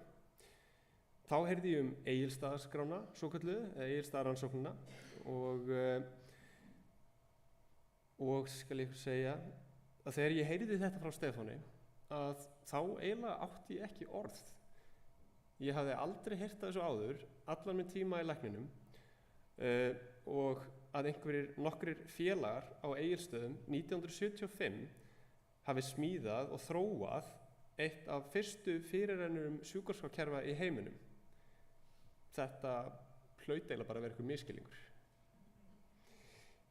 En nei, þetta var rétt og eftir að hafa rætt betur við Stefán og Pétur Heimisson og las mér líka til Guðmund að þá áttaði mig á því að hér væri á ferð einstök saga, myndi ég segja á heimsvísu og enn frekar fyrirmynd sem að hefur styrkt mig í minni vegferð cirka 40 árum seinna. Og ég hélt erindi Guðmund og Egilsstaðarannsóknina á UT-messunni 2021, þetta er svona stærsta upplýsingatækniráðstefna á Íslandi. Og ég hélt þetta erindi bæði fyrir íslenska og erlenda áhorfendur, þannig að ég var með þetta á ensku og var svona þess að kynna líka staðarhætti og reyna þess að setja fólk í sporin sem að ég get ímynda mér að þeir og þið einhverju hér voruð í á sínu tíma. Og fyrir mér er þetta eins og hálfgert ævintýri, mér finnst það eins og einhver bíómynd. Og þannig að ég reyndi aðeins að koma fólki svona í stemminguna.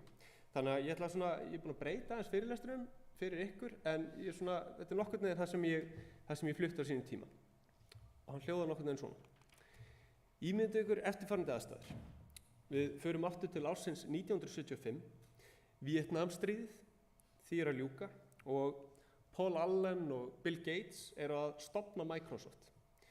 Upplýsingatækni og tölvur eru að reiða sér til rúms og það eru einn fáar stofnanir sem geta státa sig af tölvu til afnota.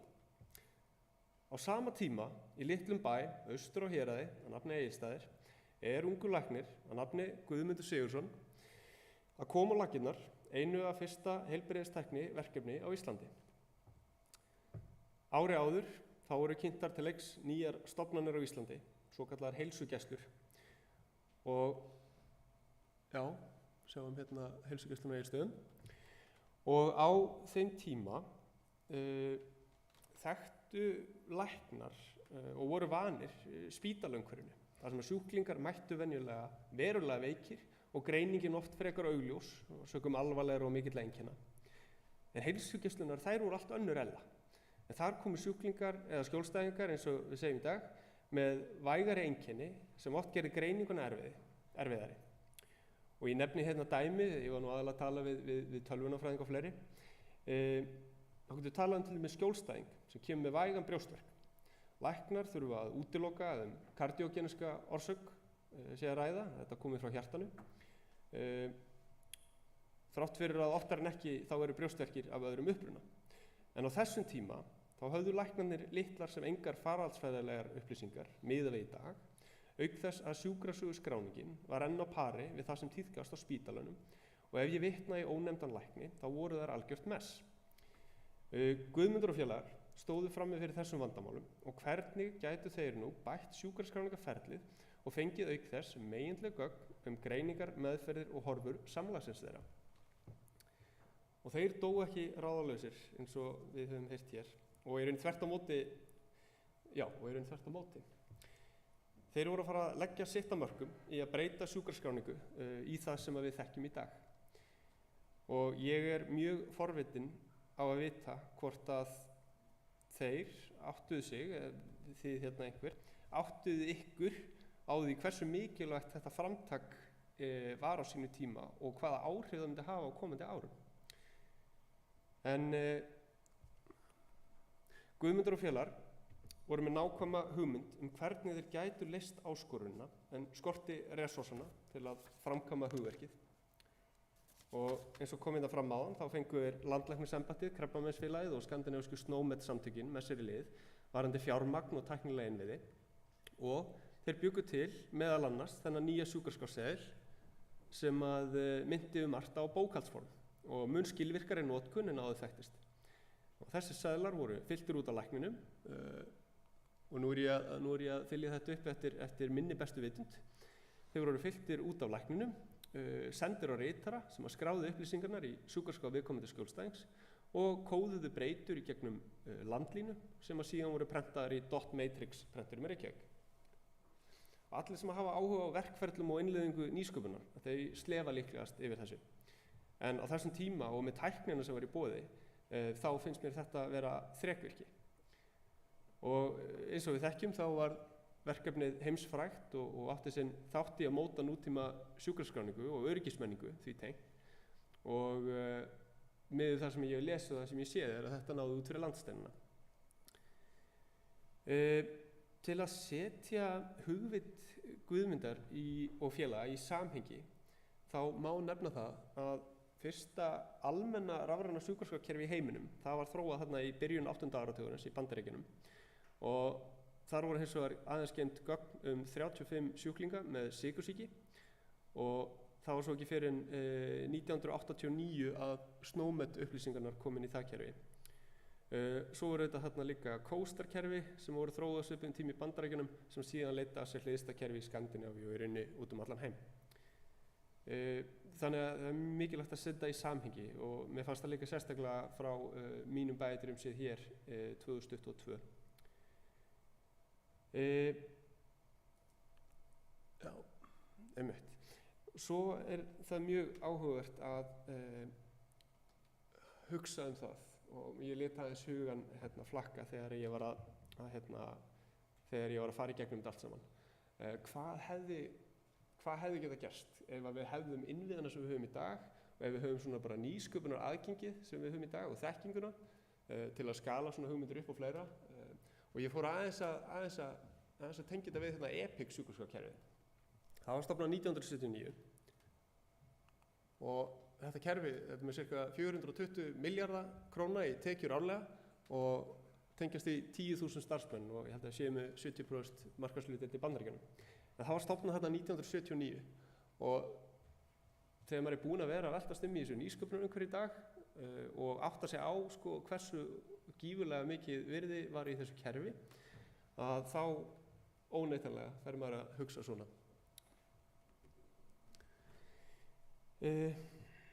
Já, en burt sér frá því, það skiptir nú kannski ekki öllu máli.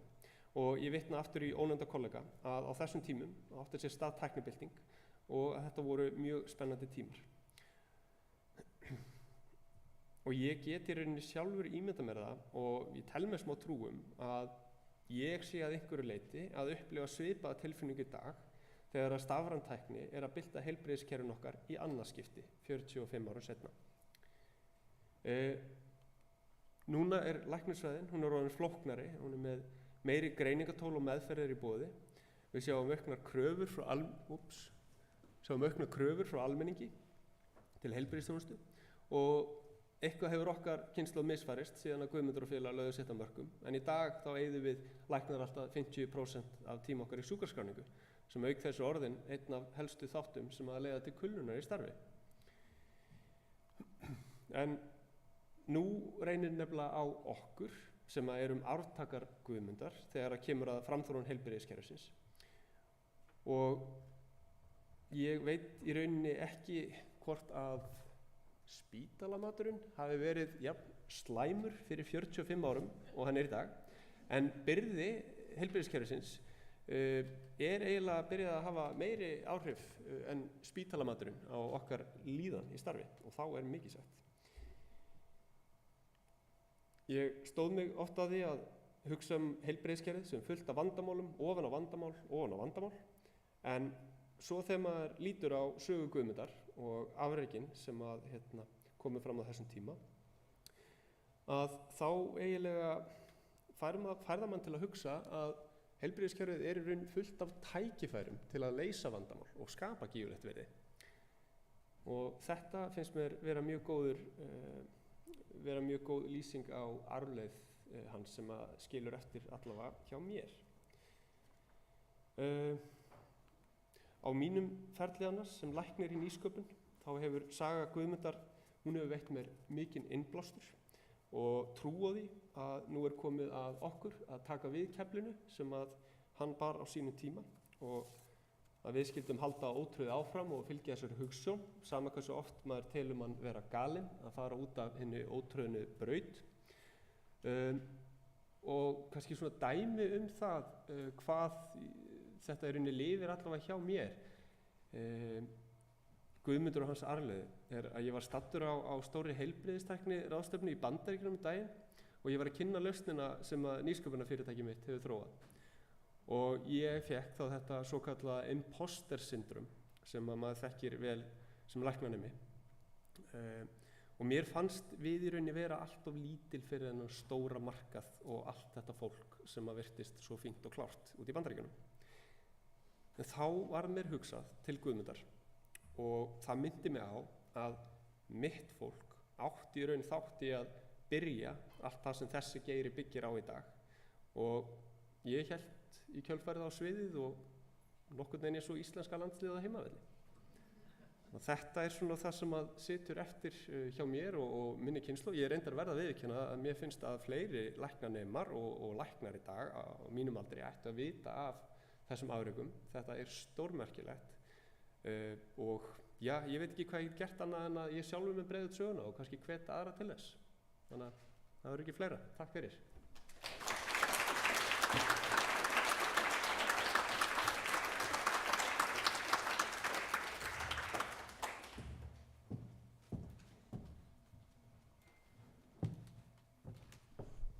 Takk kærlega fyrir þetta. Nú ætlum við aðeins að standa upp, fá okkur smá kaffi meðan við setjum stóla hérna upp á svið og ætlum að biðja fyrirlesarana í dag að koma og setjast í smá panel þannig að við getum svona átt smá spjall og meðan við útbúum það þá held ég sé alveg kjörið aðeins að hrista sig og ég bara á, aðeins og eftir held ég bara gef þér orðið eftir smástund og við hristum okkur örlítið. Takk.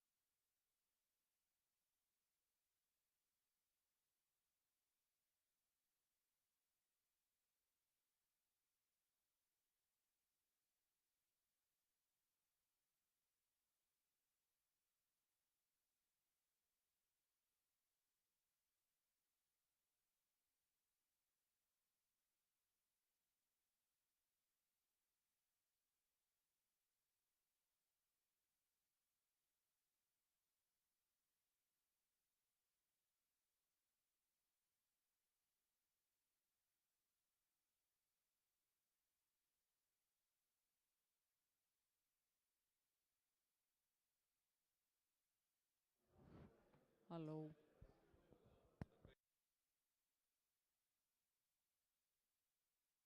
Halló.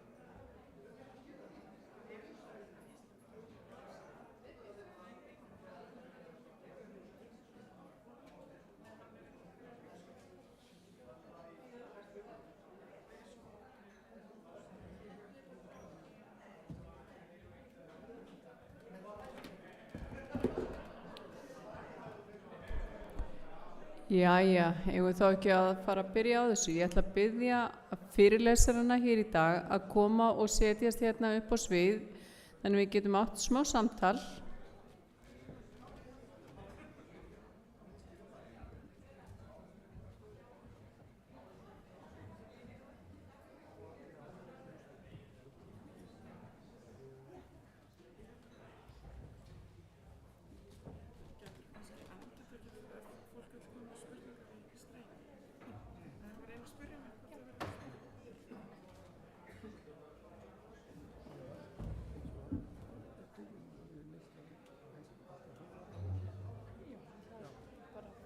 Að koma og setjast kannski. Já, ég var að byrja að gefa þeim sem hafa beðið og margir svona hjálpa.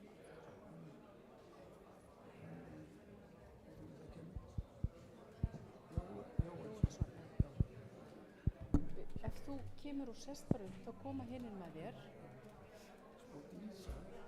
Já.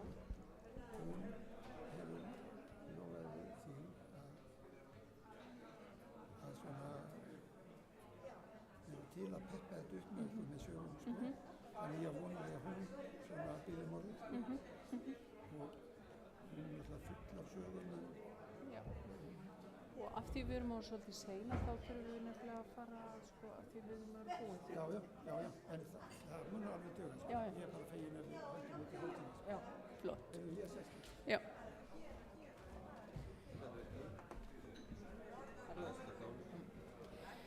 Ok, og ég þá að má ég biðja fyrirlesarana að koma og setjast á sviðið.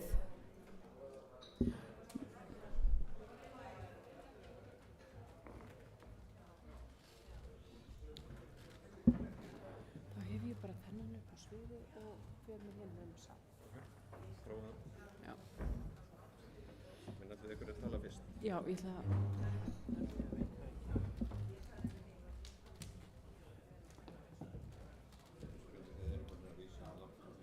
Já.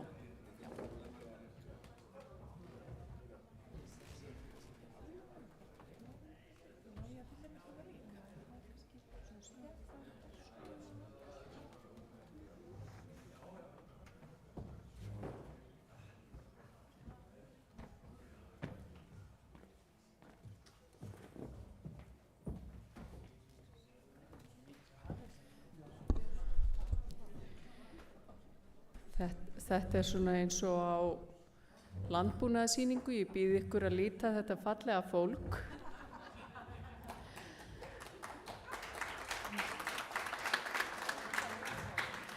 Áður en að ég gef þeim orðið til að segja okkur skemmtilegar sögur og minningar og deila með okkur góðum minningum af Guðmundi, þá eru 2 hér í salnum sem hafa óskað eftir að fá að taka til máls og ég ætla að bjóða Laufey Egilsdóttur fyrst hér upp og segja nokkur orð.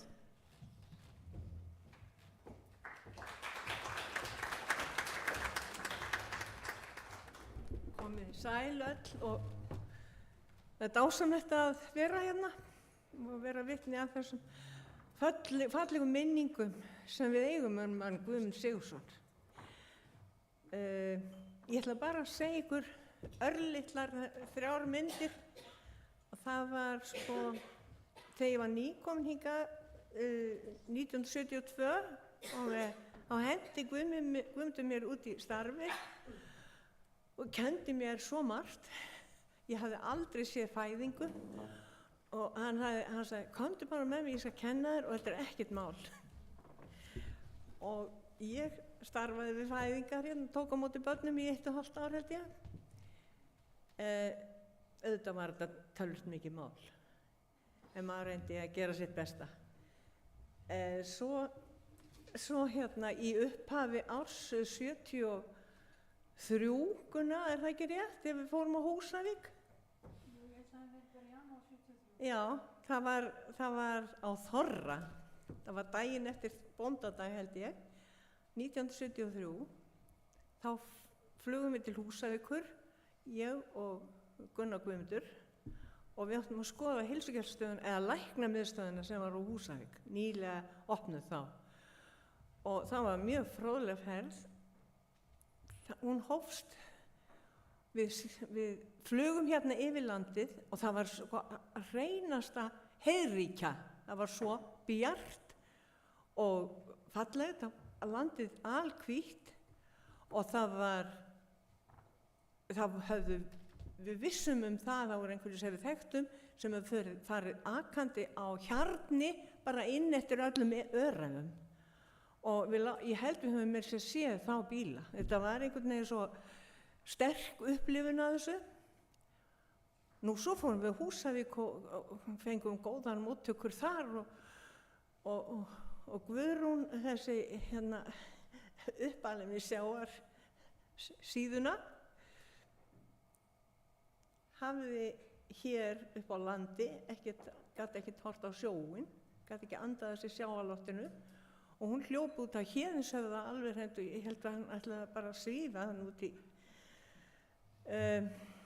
En svo á Húsavík lentum við á Þorrablóti kvöldi, það var voða gaman og sérstakt. En svo var það, að því að þeir voru að tala skótaug Guðmundar, ég get alveg, þið vissuðu ekkert að hann gekk tíma mikið á stórum og þykkum tréklossum.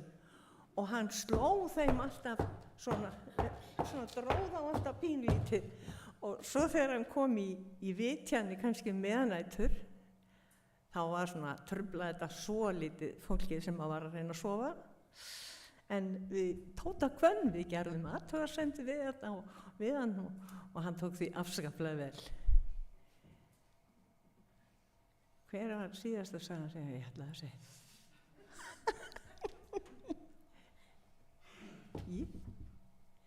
Jæja, ég er búin að glemma því. Þið megið bara klappa fyrir mér.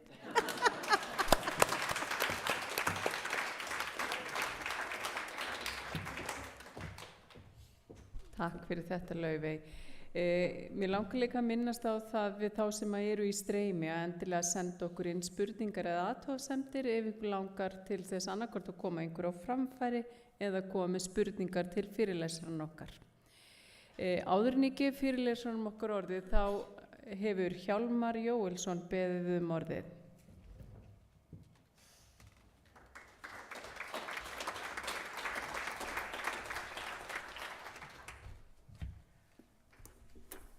Já, góða samkoma. Hjálmar Jóelsson heiti ég og er fæddur 1941 á Siglufirði, alveg svo fleiri hér inni. En við Guðmundur erum sem sagt skólabræður úr Menntaskólanum á Akureyri.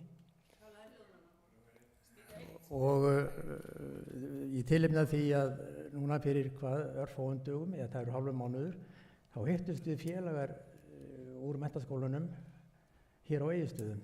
Við höfum það fyrir síðan við vorum 40 ára stúdendar að hittast á hverju einasta ári, einhver staðar á landinu, og þá kom í minn hlut að taka móti félagunum þetta árið. Ég gerði það líka fyrir 18 árum síðan þegar við fórum hittust í Víkunum.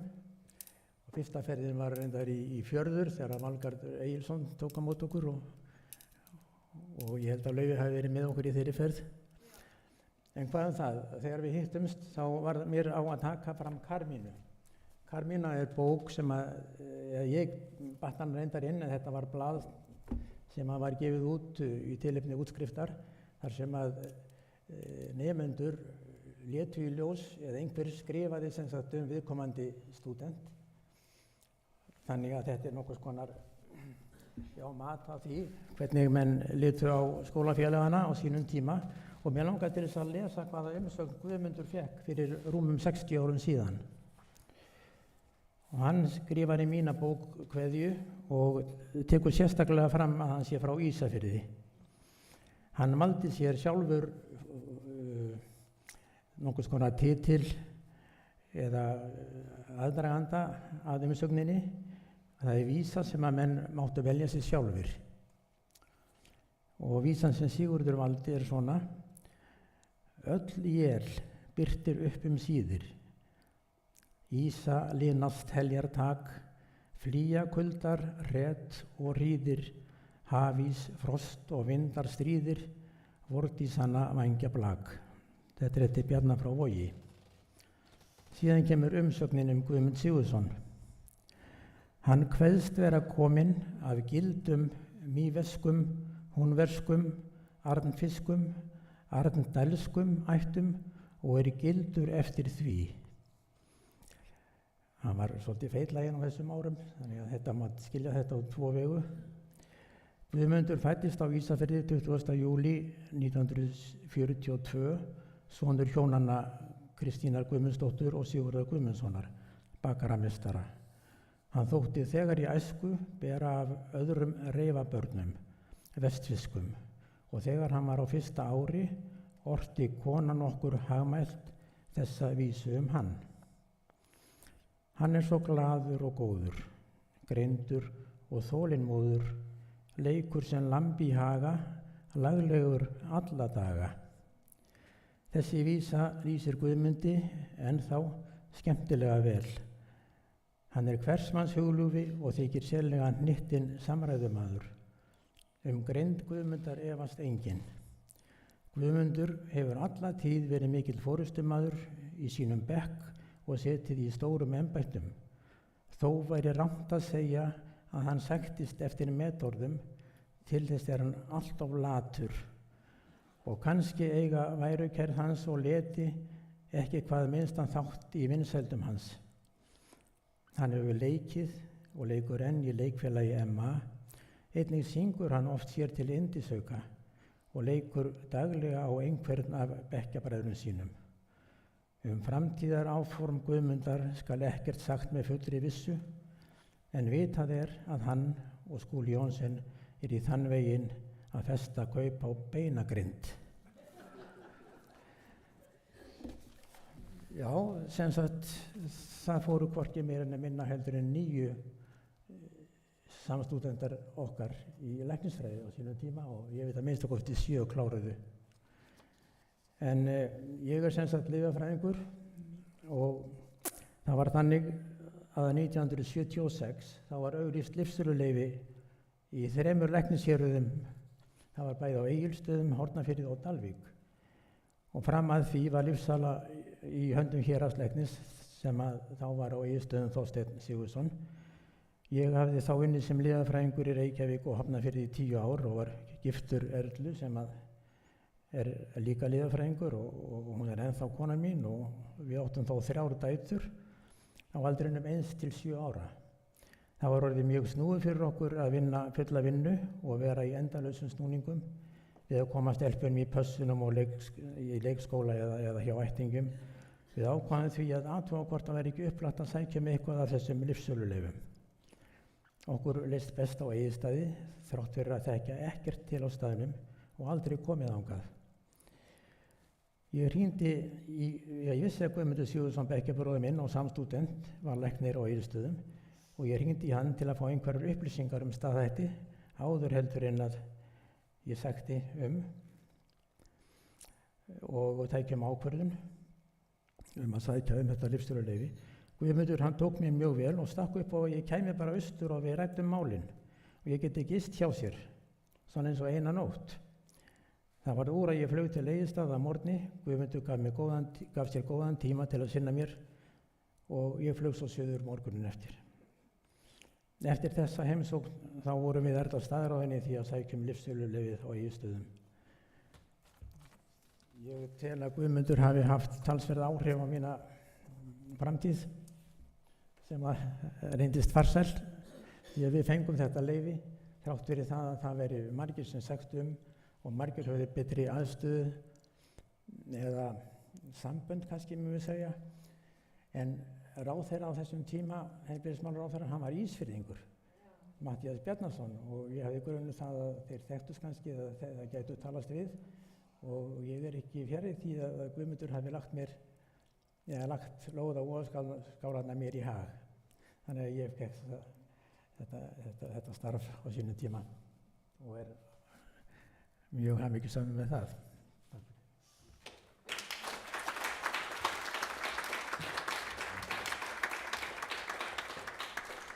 Takk fyrir Hjálmar. Atli Árnason. Örstutt.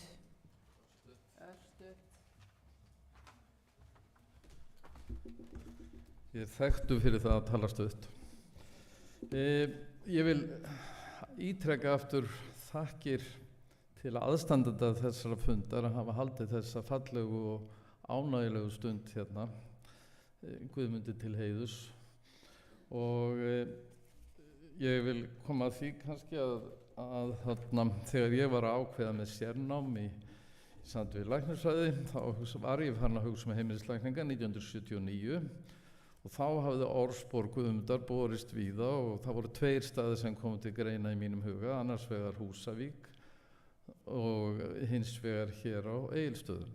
Og ég fekk vinnu hér og tíma í eina 16 mánuði hér með Guðmundi og eftir það hef ég alltaf leitið á hann svona sem minn mentor í heimilislækningum og hann kannski gengi á langt í að feta í fótsporans því að nú er ég að vinna í dreifbíli, svona orðin 70 sko, eins og hann gerði.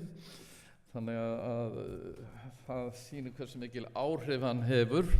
Við bjöggum hér hlið við hlið hérna í Lagarásnum nokkurn veginn á sínum tíma. Það er oft talað að maður sé einangraður í dreifbílinu og það sé erfitt að vera hér í dreifbílinu. Ég flutti svo út á Seltjarnarnes 1992 og hann nánatiltekið í Hrólfskálavöruna og þegar fór að líða á veturinn svona eftir nokkra mánuði fór ég að taka eftir ég kannaðist við mann sem að labbaði ég sá hann nú ekki í stífilum þá en kannski klossum sem labbaði þetta yfir götuna yfir á heilsugæslustöðina og það var bara við hliðin á mér og þá var það Guðmundur Sigurðsson. Þá áttaði ég mig alltaf nefn því að hann og Guðrún bjuggu þarna við hliðin á mér eftir 5 mánaða dvöl mína þarna. Svona fór nú lítið fyrir þeim en þetta voru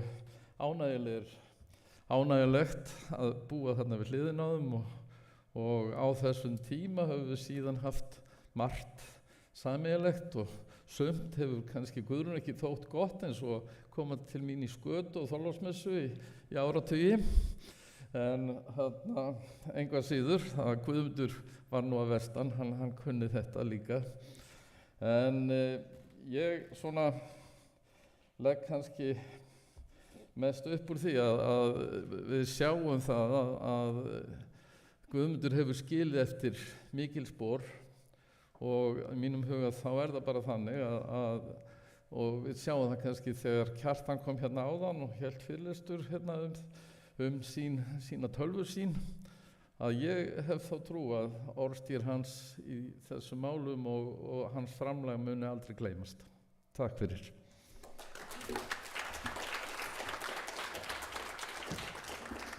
Takk fyrir þetta. Ég hérna með spurningar úr streyminu og koma kannski, ég ætla að slökka á þessu meðan ég bladra sjálf, kannski koma einmitt beint til þín Kjartan og eru í anda þess sem að Atli var að segja og spurningin hljómar svona: hvað er hægt að gera enn frekar til að efla læknisþjónustu á landsbyggðinni í anda Guðmundar? Og mér finnst það kannski kristallast vel í þínu erindi áðan og lætur landsbyggðin nógu vel í sér heyra, og það kannski til ykkar líka reynslu meiri manna. Og eins líka starfar landlæknisembætti of mikið fyrir höfuðborgarsvæðið og gleymist landsbyggðin, og eitthvað hægt að gera til að bæta þar úr? Ég veit að þetta er stór spurning, en mér langar að biðja þig, Kjartan, að byrja kannski og svo þið eldri að taka við.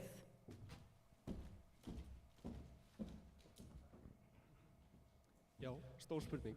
Ég ætla kannski bara að svara því sem að ég tel mig geta tjáð mig eitthvað sem var kannski þessi fyrsti partur, hvernig er það veita, hvernig er þetta að nýta upplýsingatækni og stafrænavæðingu til að bæta heilbrigðisþjónustu til dæmis á landsbyggðinni og auka aðgengi. Stóra vandamálið sem að við finnum fyrir, og við erum líka að hugsa þetta aðeins út frá klínikinni, mannleg samskipti, við erum ekki að fara að láta gervigreind eða eitthvað koma í staðinn fyrir þau. Það er bara ekki að fara að gerast.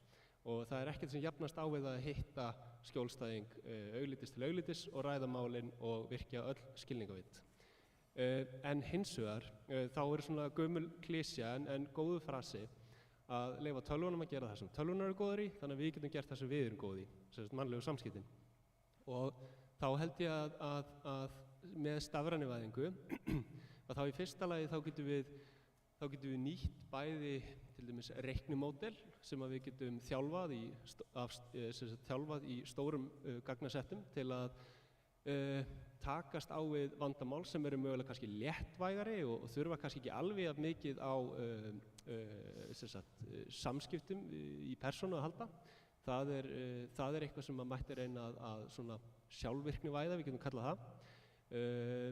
Annað sem að kannski kemur líka inn í eins og þegar að við hugsum eins og fjarlækningar, að þá skiptir svo miklu máli þegar við erum að búa til hugbúnað og annað sem að ætlaður til þess að vinna með fólk, og við erum ekki bara að tala um eins og að við séum að fara að millifæra í bankana með eitthvað svoleiðis. Við erum að koma og nýta okkur heilbrigðiskerfið af því að við sjálf, líkamann okkar að veði eða hvað sem það eða geðheilsa. Þannig að það skiptir rosalega miklu máli, og ég sé það líka sjálfur þegar maður að þróa lausnir í þessum geira, að það ekki nóg bara að koma með eitthvað flotta hugmynd og mögulega flotta stjórnun og framkvæmda áætlun í kringu það, heldur þarf að prófa það og ítra með heilbrigðisstarfsfólkinu sem að sinna þessari vinnu nú þegar og með skjólstæðingunum. Þannig að það sem ég myndi segja tækifærið sem við höfum til staðar núna að búa til aðeins meiri svona samráðsvettvang milli heilbrigðisstarfsfólkins sem að á gólfinu og að hitta þetta fólk og veita heilbrigðisþjónustuna, og hins vegar þeim sem að þróa þessi kerfi. Og það ekki endilega nóg að hafa bara einhvern svona ráðgjafa eða eitthvað svoleiðis, það þarf að bara vera á staðnum og prófa aftur og aftur. Þannig náum við að koma með eitthvað raunsætt kerfi sem getur skilað einhverjum raunsæjum árangri. Ég myndi segja að það sé stóra tækifærið sem við getum komið fram með þessum málum. En ég held að þið hinn getið tjáð okkur betur um restina af þessu. Þannig að takk fyrir. Jóhann?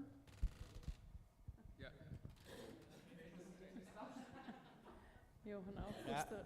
Til þess að fá menn svona út á landsbyggðina, þá held ég að það sé mjög gott þetta kerfi að fastráðinn læknir, ef hann til staðar, að hann myndi vinna svona 2 vikur til 3 vikur og fengi svo 14 daga frí á milli. Því að það bara það að vera á vakt alla sólarhringinn, það töluvert álag. Og ég held að það kerfi það þarf bara að fungera svona vel. Jú, ég var deildarforseti aldamótin 2000 og það var þessi spurning alltaf hvert var hlutverk læknadeildar. Ég vildi meina það að hlutverk læknadeildar væri að útskrifa læknar sem getur sinnt öllu landinu. En það var ekki tekið neitt sérstaklega í þá hugmynd, heldur bara það að við ætlum að útskrifa læknar sem getur farið hvert sem í heiminum. Ég svo spurði á hverju á ekki þá að kenna smittsjúkdóma sem í öðrum löndum og svo framvegis. En hvað það? Við gerðum núna könnun í fyrsta ári eða læknadeildinni hversu margir væru frá landsbyggðinni, og það bara 10%. Og það vekur strax upp svona spurningar, en áhyggjur að það þýðir bara það að við verðum að passa upp á það að í grunnnáminu í læknadeildinni þá verði fleiri læknar eða allir læknar, getur maður sagt, að upplifa reynslu sína í dreifbýli eða á landsbyggðinni. Það ekki nóg í grunnnáminu að vera bara 1 viku eða 2 vikur og Candace-ári leyfir okkur einhver smávegis. En þarna ein aðferð til þess að maður þarf að hugsa til þess að efla þjónustu við landsbyggðina.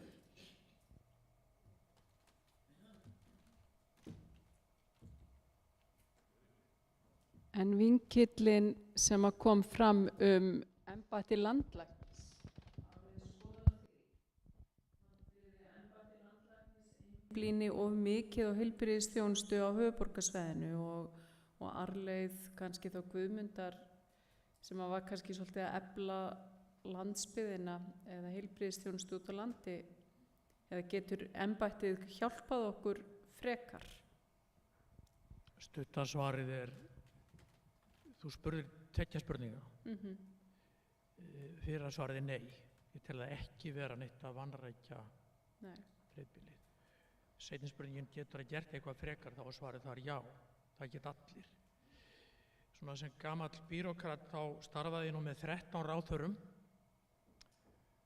og sennilega 4 landlæknum, og ég tel ekki hlut dreifbýlis borin fyrir borð. Alls ekki. Og sem ég nú fæddur Hafnfirðingur en hef búið lengi í Reykjavík, ég upplifi mig ekkert síður munaðarlausan hvað varðar pólitíkusa heldur en ég upplifi að marga út á landi vera í fóstri í pólitík. Þannig að ég held að það sé misskilningur að embætti eins og landlæknisembætti sé eitthvað að vanrækja eða sinna eða hafa áhuga, lítinn áhuga. Það ekki vera, og það eru þarna ýmis atriði, þú nefnir fjarlækningarnar, og það er áhugi fyrir þessu, ég tel það vera, en auðvitað allt krefst fjár, krefst krafta og allt þetta, en þessi stuttusvör voru já og nei. Alma nú Siglfirðingur, þannig að það stutt í dreifbýlistenginguna held ég að við viljum. Já, ég er sammála því sem þið sögðu, og við Ingi vorum að ræða þetta áðan á borðinu, hvað það er mikilvægt til dæmis fyrir að því að nú tæknin hún komin nær okkur sem erum hér. Maður þarf ekki lengur að vera einhver doktor í einhverju tölvunarfræði til að geta bæði þróað hugbúnaðarlausnir eða byrjað með eitthvað svona verkefni. Og það sem er rosalega mikilvægt einmitt sem að embætti landlæknis getur gert til að hjálpa okkur og að gera, og það mjög margt sem í pípulögnum núna, að það einmitt að opna aðgengi að kerfunum, þannig að þessi minni verkefni, kannski til dæmis eins og verkefni sem ég með, sem er vel fjármagnað af styrkjum líka frá hinu opinbera, að við getum þá nýtt fjármagnið okkar sem við eigum til að geta eiginlega bara gefið þetta inn í kerfið því að við þurfum að prófa þetta, og að samanskapi búið til eitthvað virði, sýnt fram á það að við séum búin að búið til virði sem mögulega felur í sér sparnað, og síðan auðvitað ef maður þarf að hugsa þetta algjörlega út frá einhverjum viðskiptalegum sjónarmiðum, að þá sjaldnast markaður hér á Íslandi, það sjaldnast target markaðurinn svo kallaði fyrir þessar lausnir. Þannig að Ísland rosalega góður staður til að innleiða nýjustu tækni, og svo hægt að líta á erlendan markað sem tekjuöflunin. En venjulega alveg ágætis peningur nefnilega fyrir utan landlæknisembættið, en maður þarf bara að komast inn til að geta nýtt þau. Þannig að það svona eitthvað sem við munum ræða meira, Ingi, og vonandi fleiri frumkvöðlar. Ég ætla nú aðeins að segja frá því að starfsfólk landlæknis á ferðum Vesturland í næstu viku. Þannig að þeir eru með bókaða fundi á heilsugæslustöðvunum, þannig að þeir eru allavega að sýna landsbyggðinni áhuga. Ég algjörlega sammála ykkur, þetta spurning úr streyminu. Þannig að ég sammála því, ég held að andi Guðmundar, ef ég tek saman, hann lifi í nýsköpun og að þora að nota tæknilausnir og að prófa. Og þú veist, þessi áræðni sem að ég held að ég geti tekið út úr þessum fyrirlesturum sem búið að vera hérna í dag, þessi áræðni og einmitt að gera hlutina bara sjálfur til að byrja með og fá svo fólk með sér. Ég held að það sé það sem að við sjáum, og ég vil meina að í starfi mínu á Heilbrigðisstofnun Austurlands það einmitt það sem að ég verð svo mikið varfið hjá starfsfólkinu. Þeir skynja eitthvað verkefni, ég ætla ekki að segja vandamál, þeir finna lausn á því og það framkvæmt. Og það þarf stundum að finna nýja leiðir, þannig ég held að það sé þessi andi og þessi kraftur sem að landsbyggðarlæknar þurfa að gera pínu öðruvísi kannski en læknar á höfuðborgarsvæðinu, og ég held að það sé akkurat málið. Stundum þurfum við pínu öðruvísi lausnir, en ég held að embætti landlæknis kannski sé alls ekki eða ekki að mismuna okkur þar. Ég held að það sé ekki vandamálið, það eru bara hvernig við framkvæmum það. Nú erum við að verða komin að endalokum hérna í dag, klukkan að verða 3 og ég ætlaði bara að fá að spyrja einna spurningar, af því þú myndist það á Jóhann að Guðmundur hefði lagt þér einhverja lífsreglur eða leiðbenningar, þú fórst nú ekkert út í það, eitthvað úr því sem að þú manst eða sem að þú tókst til greina og næstu missurunum eftir ykkar samtal?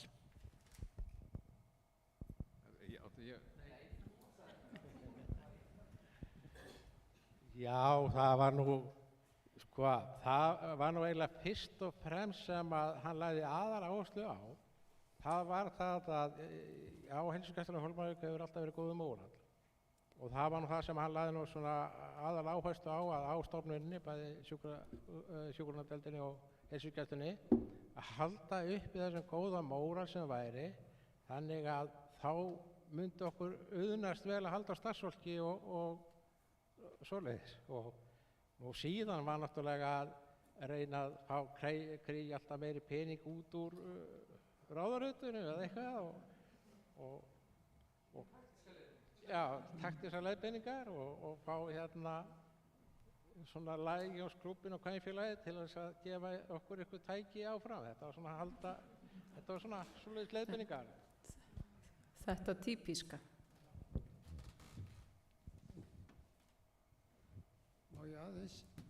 Viltu loka þessu, Stefán?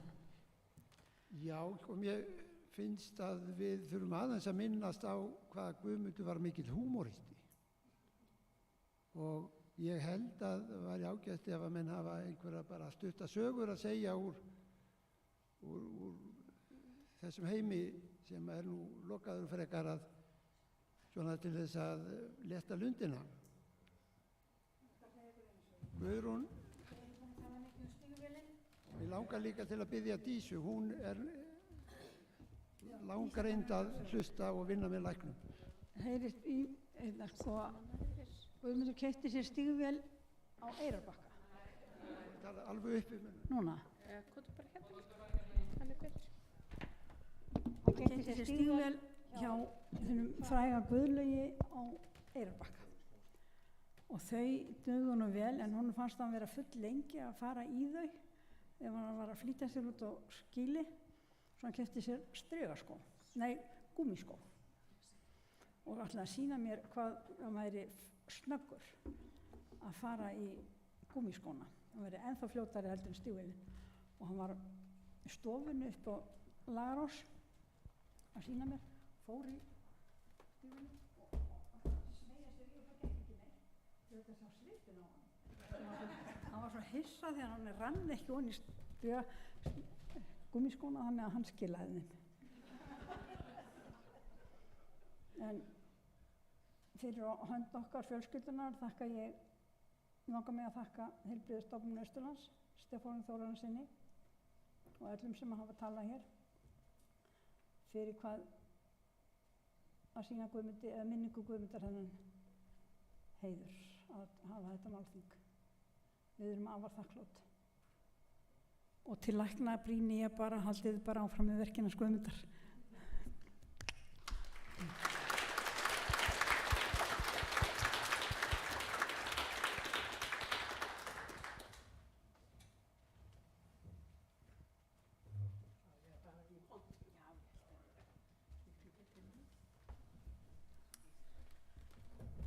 Ég held nú að ástæðan fyrir því að Stefán kallar mig hér upp sé svo að hann kom að heimsækja mig og spurja mig svona margt frá fyrstu dögum heilsugæslunnar því að ég byrjaði að vinna þar í árið 1976. Og það var nú þannig þegar við fórum að tala saman að ég sagði við hann að ég væri nú þannig nubbleru til höfuðsins að ég myndi helst það sem væri spélegt eða var spélegt. Og við svona sögum hvort öðru sögur, svona sitt á hvað. Nema myndi mín að Guðmundi, hún einhvern veginn mjög staðbundin og mjög í takt við það sem hefur komið fram í dag. Það eru stóru stígvélin og það þessi röskleiki og alltaf svolítið seinna. Hann kom til dæmis, hann kom alltaf svolítið seinna á stofuna, kannski svona 15-20 mínútur og þá kom hann púandi upp stigann og snaraðist inn í búrið sem kallað var, horfði yfir hópinn, greip sjónar og sagði kallað upp og svona hélt hann áfram. Og hann hafði alltaf tíma fyrir alla. Og þó svo hann væri að taka fólk inn á milli, sem hann gerði oft, því eitt af því sem hann lagði upp með þegar ég fór að vinna, ég fekk svona, ég held ég hafi fengið 3 reglur og það var sem sagt að gæta orða minna, veri ekki að segja frá því sem ég yrði þarna vör og svo að það ætti aldrei að reka litt frá. Ef fólk verið komið að hitta lækni, þá yrði það að fá okkur úrlaust og það væri ekki með pantaðan tíma. Og svo svona í 3. lagi að það ætti ekki að fara í vasamann og athuga hvort það ættu fyrir því sem það þyrfti að gera. Og þetta voru náttúrulega mjög góðar leiðbeiningar. Nú það vildi svo til að ég hafi reynslu að símsvörun, þannig að það þurfti ekkert að segja mig til þar. En þetta var svona svolítið sérstakt og alltaf tók Guðmundur við fólki. Og þetta var nú þannig, þegar að heilsugæslustöðin byrjaði að starfa, þá var verið að hverfa frá kerfi sem hafi verið þannig að menn komu bara og hittu lækni. Tímapantarnir voru bara rugl. Menn voru ekki tilbúnir í það. Og meðal annars sem hann ég eftir bónda af norðu héraði sem kom og það var fullt á stofu og hann viðtal við lækni og ég segi við hann, já því miður verður það ekki fyrir mjög seint því að þú hefur ekki pantað tíma. Og þá svona fauk í hann og hann sagði við mig, mér finnst nú ekki að ég þurfa að panta tíma. Ég kem hér einu sinni í mánuði í mestalagi en þið sem búi hér á Gálgási geti ferða 5 daga vikunar. Og ég segi hann, vissulega eru þetta rök og þar með svona settist það svolítið við mig og náttúrulega fekk sinn tíma, seinni part stofutímas, en hann pantaði alltaf tíma eftir þetta, þannig hann tók svolítið tillit til þess. En það var að tala svona spauðli atvik og ég man eftir því eitthvað tíma sent á degi, svona það bil sem öllu var að ljúka, þá kom gömul kona sem var þá á elliheimilinu, sem var semst í gamla sjúkraskýlinu og hún kemur mjög bara flemtur til mín og segir hún verður að tala með hann Guðmund því hún sé búin að missa sjónina. Og þetta var fyrir gott mál og ég sagði hann að fá sér sæti og segi svo Guðmundi frá henni þegar hann kemur fram og þá held ég hafa nú næstum verið búin að afgræða stofuna. Og hann tekur gömul konin inn. Svo líður ekki náma lítil stund, þá opnar hann spaskur rif á hurðinni og segir þvoða þessu fyrir mig. Og rétti mér svona vöndul sem ég síndist að vera vasakljótur fyrir afinn út ánum eitthvað. Og þegar að ég fer með þetta inn og tek utan þess og sé ég þetta eru gleraugun hennar útötuð í skýri. Svoleiðis að ég bara þóði þetta og hann tók við þessu og eftir örstutta stund þá kom konan út og blessaði Guðmund í bak og fyrir læknis hendurnar góðu. Og ég hef svo sem ekkert annað að segja, en mér dettur bara í huga því að landlæknir hefur verið nefndur hér oft í dag, að ég var sem sagt dísa í búrunu, það heitir núna móttökurittari, en ég hafði aldrei það virðulega titil, en það kemur þar kona og hún var á 60-aldri, var búin að taka bílpróf og þetta var rosalegt mál, gömul sveitakona, þetta var náttúrulega alveg stórkostlegt afrek að fara í að taka bílpróf. Og hún kveið þessu, beit neglur og var ókyrr og ég segi við hennar, þetta er ekkert mál, þú talar bara við landlæknir og færið alveg 1. klassa þjónustu. Það var náttúrulega þannig með Ólaf Ólafsson að menn vildi eiginlega ekkert fara til hans, þeir vildu bara sína gömlu lækna hér og ég var alltaf í vandræðum með að útluta svona sjúklingum. Nema hvað það að hann kemur fram og hann segir þá við mig, já, þetta er búið hjá mér, það ekki segir. Nei, segir það bættist hérna við kona, hún allar bara frá sjónvottur og fljóta afgreitt. Nú, segir hann og spyr hver hún sé og ég bendi honum á það og þá fer hann fram, stendur fyrir fram konu og segir, sérðu hvað er hér á beit á túninu? Þá var ekki búið að byggja hótel þar niður frá við annað. Og konan var alveg hlemmtruð og bara orðulaus, þar var orður eilstakýrnar. En hún hélt sem sagt að ætti að afgreiða sjónvottorðið hennar svona, en það var nú ekki. Hún var kölluð inn og fékk sína afgreiðslu. Og ég geti sagt margt meira skemmtilegt frá vinnunni og heilsugæslustöðinni. Ég vann þarna nú vist í 10-12 ár og þótt afskaplega væntu þennan vinnustað, en bara takka fyrir þetta þing og þess að fá þessa góðu upprifjun á manninu Guðmundi Sigurðssyni, því að hann var alveg einstakur. Og til dæmis þetta að vera að bæta fólki inn í stofu sem var full fyrir, að það var þannig þó fólk ekki fengið mikinn tíma, þá fannst mér alltaf að þeir hefðu fengið svona svar við því sem þeir voru að leita að með því að leita sér læknishjálpar. Og ég þakka fyrir mig.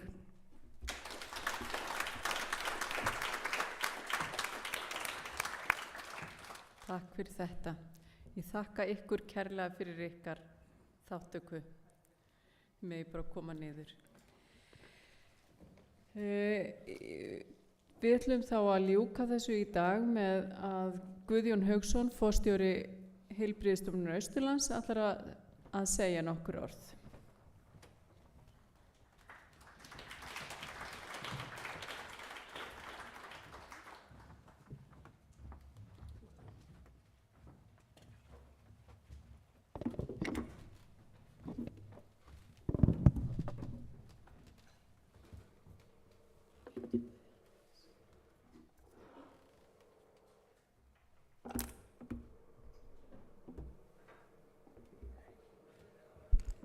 Ég var að bíða þess.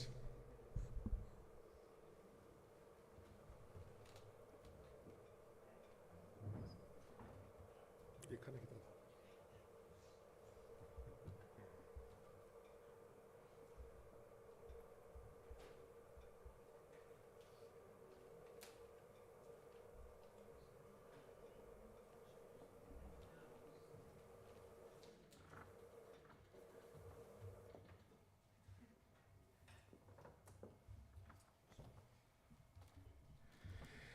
Jæja, þetta er nú aldrei búið að vera yndislegur dagur sem við höfum átt hérna saman í dag, þar sem við höfum svona farið yfir ævi og störf Guðmundar.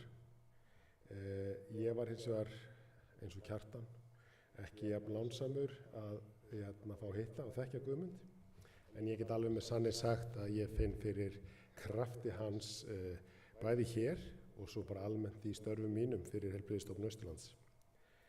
Við höfum minnst alveg einstaklega öflugs manns sem að setti mark sitt á heilbrigðisþjónustuna hérna á Austurlandi sem á landinu öllu og mögulega enn víðar eins og komið fram.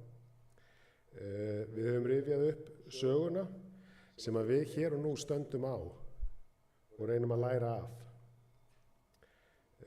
Við sem að höfum tekið við keflinu, við finnum til ábyrgðar að gera okkar besta til að halda áfram veginn með sama hugrekki, víðsýni og framtakssemi sem einkenndu Guðmund.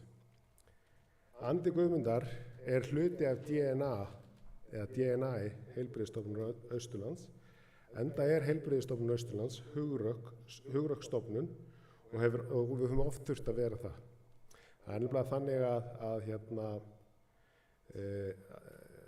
eins og kom fram áðan að við höfum oft þurft að redda okkur, eins og Guðmundur greinilega gerði oft. Að lokum langar mig til þess að færa Guðrúnu, konu Guðmundar, örlítinn þakklætisvott frá Heilbrigðisstofnun Austurlands. Það má nú ekki vera minna en endilega komdu hérna upp og takk.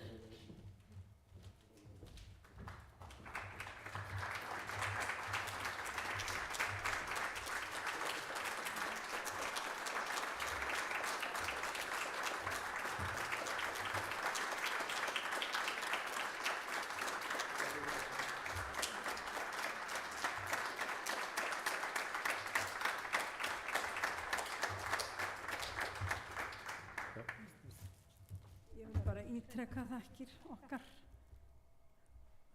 til Heilbrigðisstofnunar Austurlands og þeirra sem þar starfa og hafa staðið fyrir þessu þingi. Takk fyrir kærlega.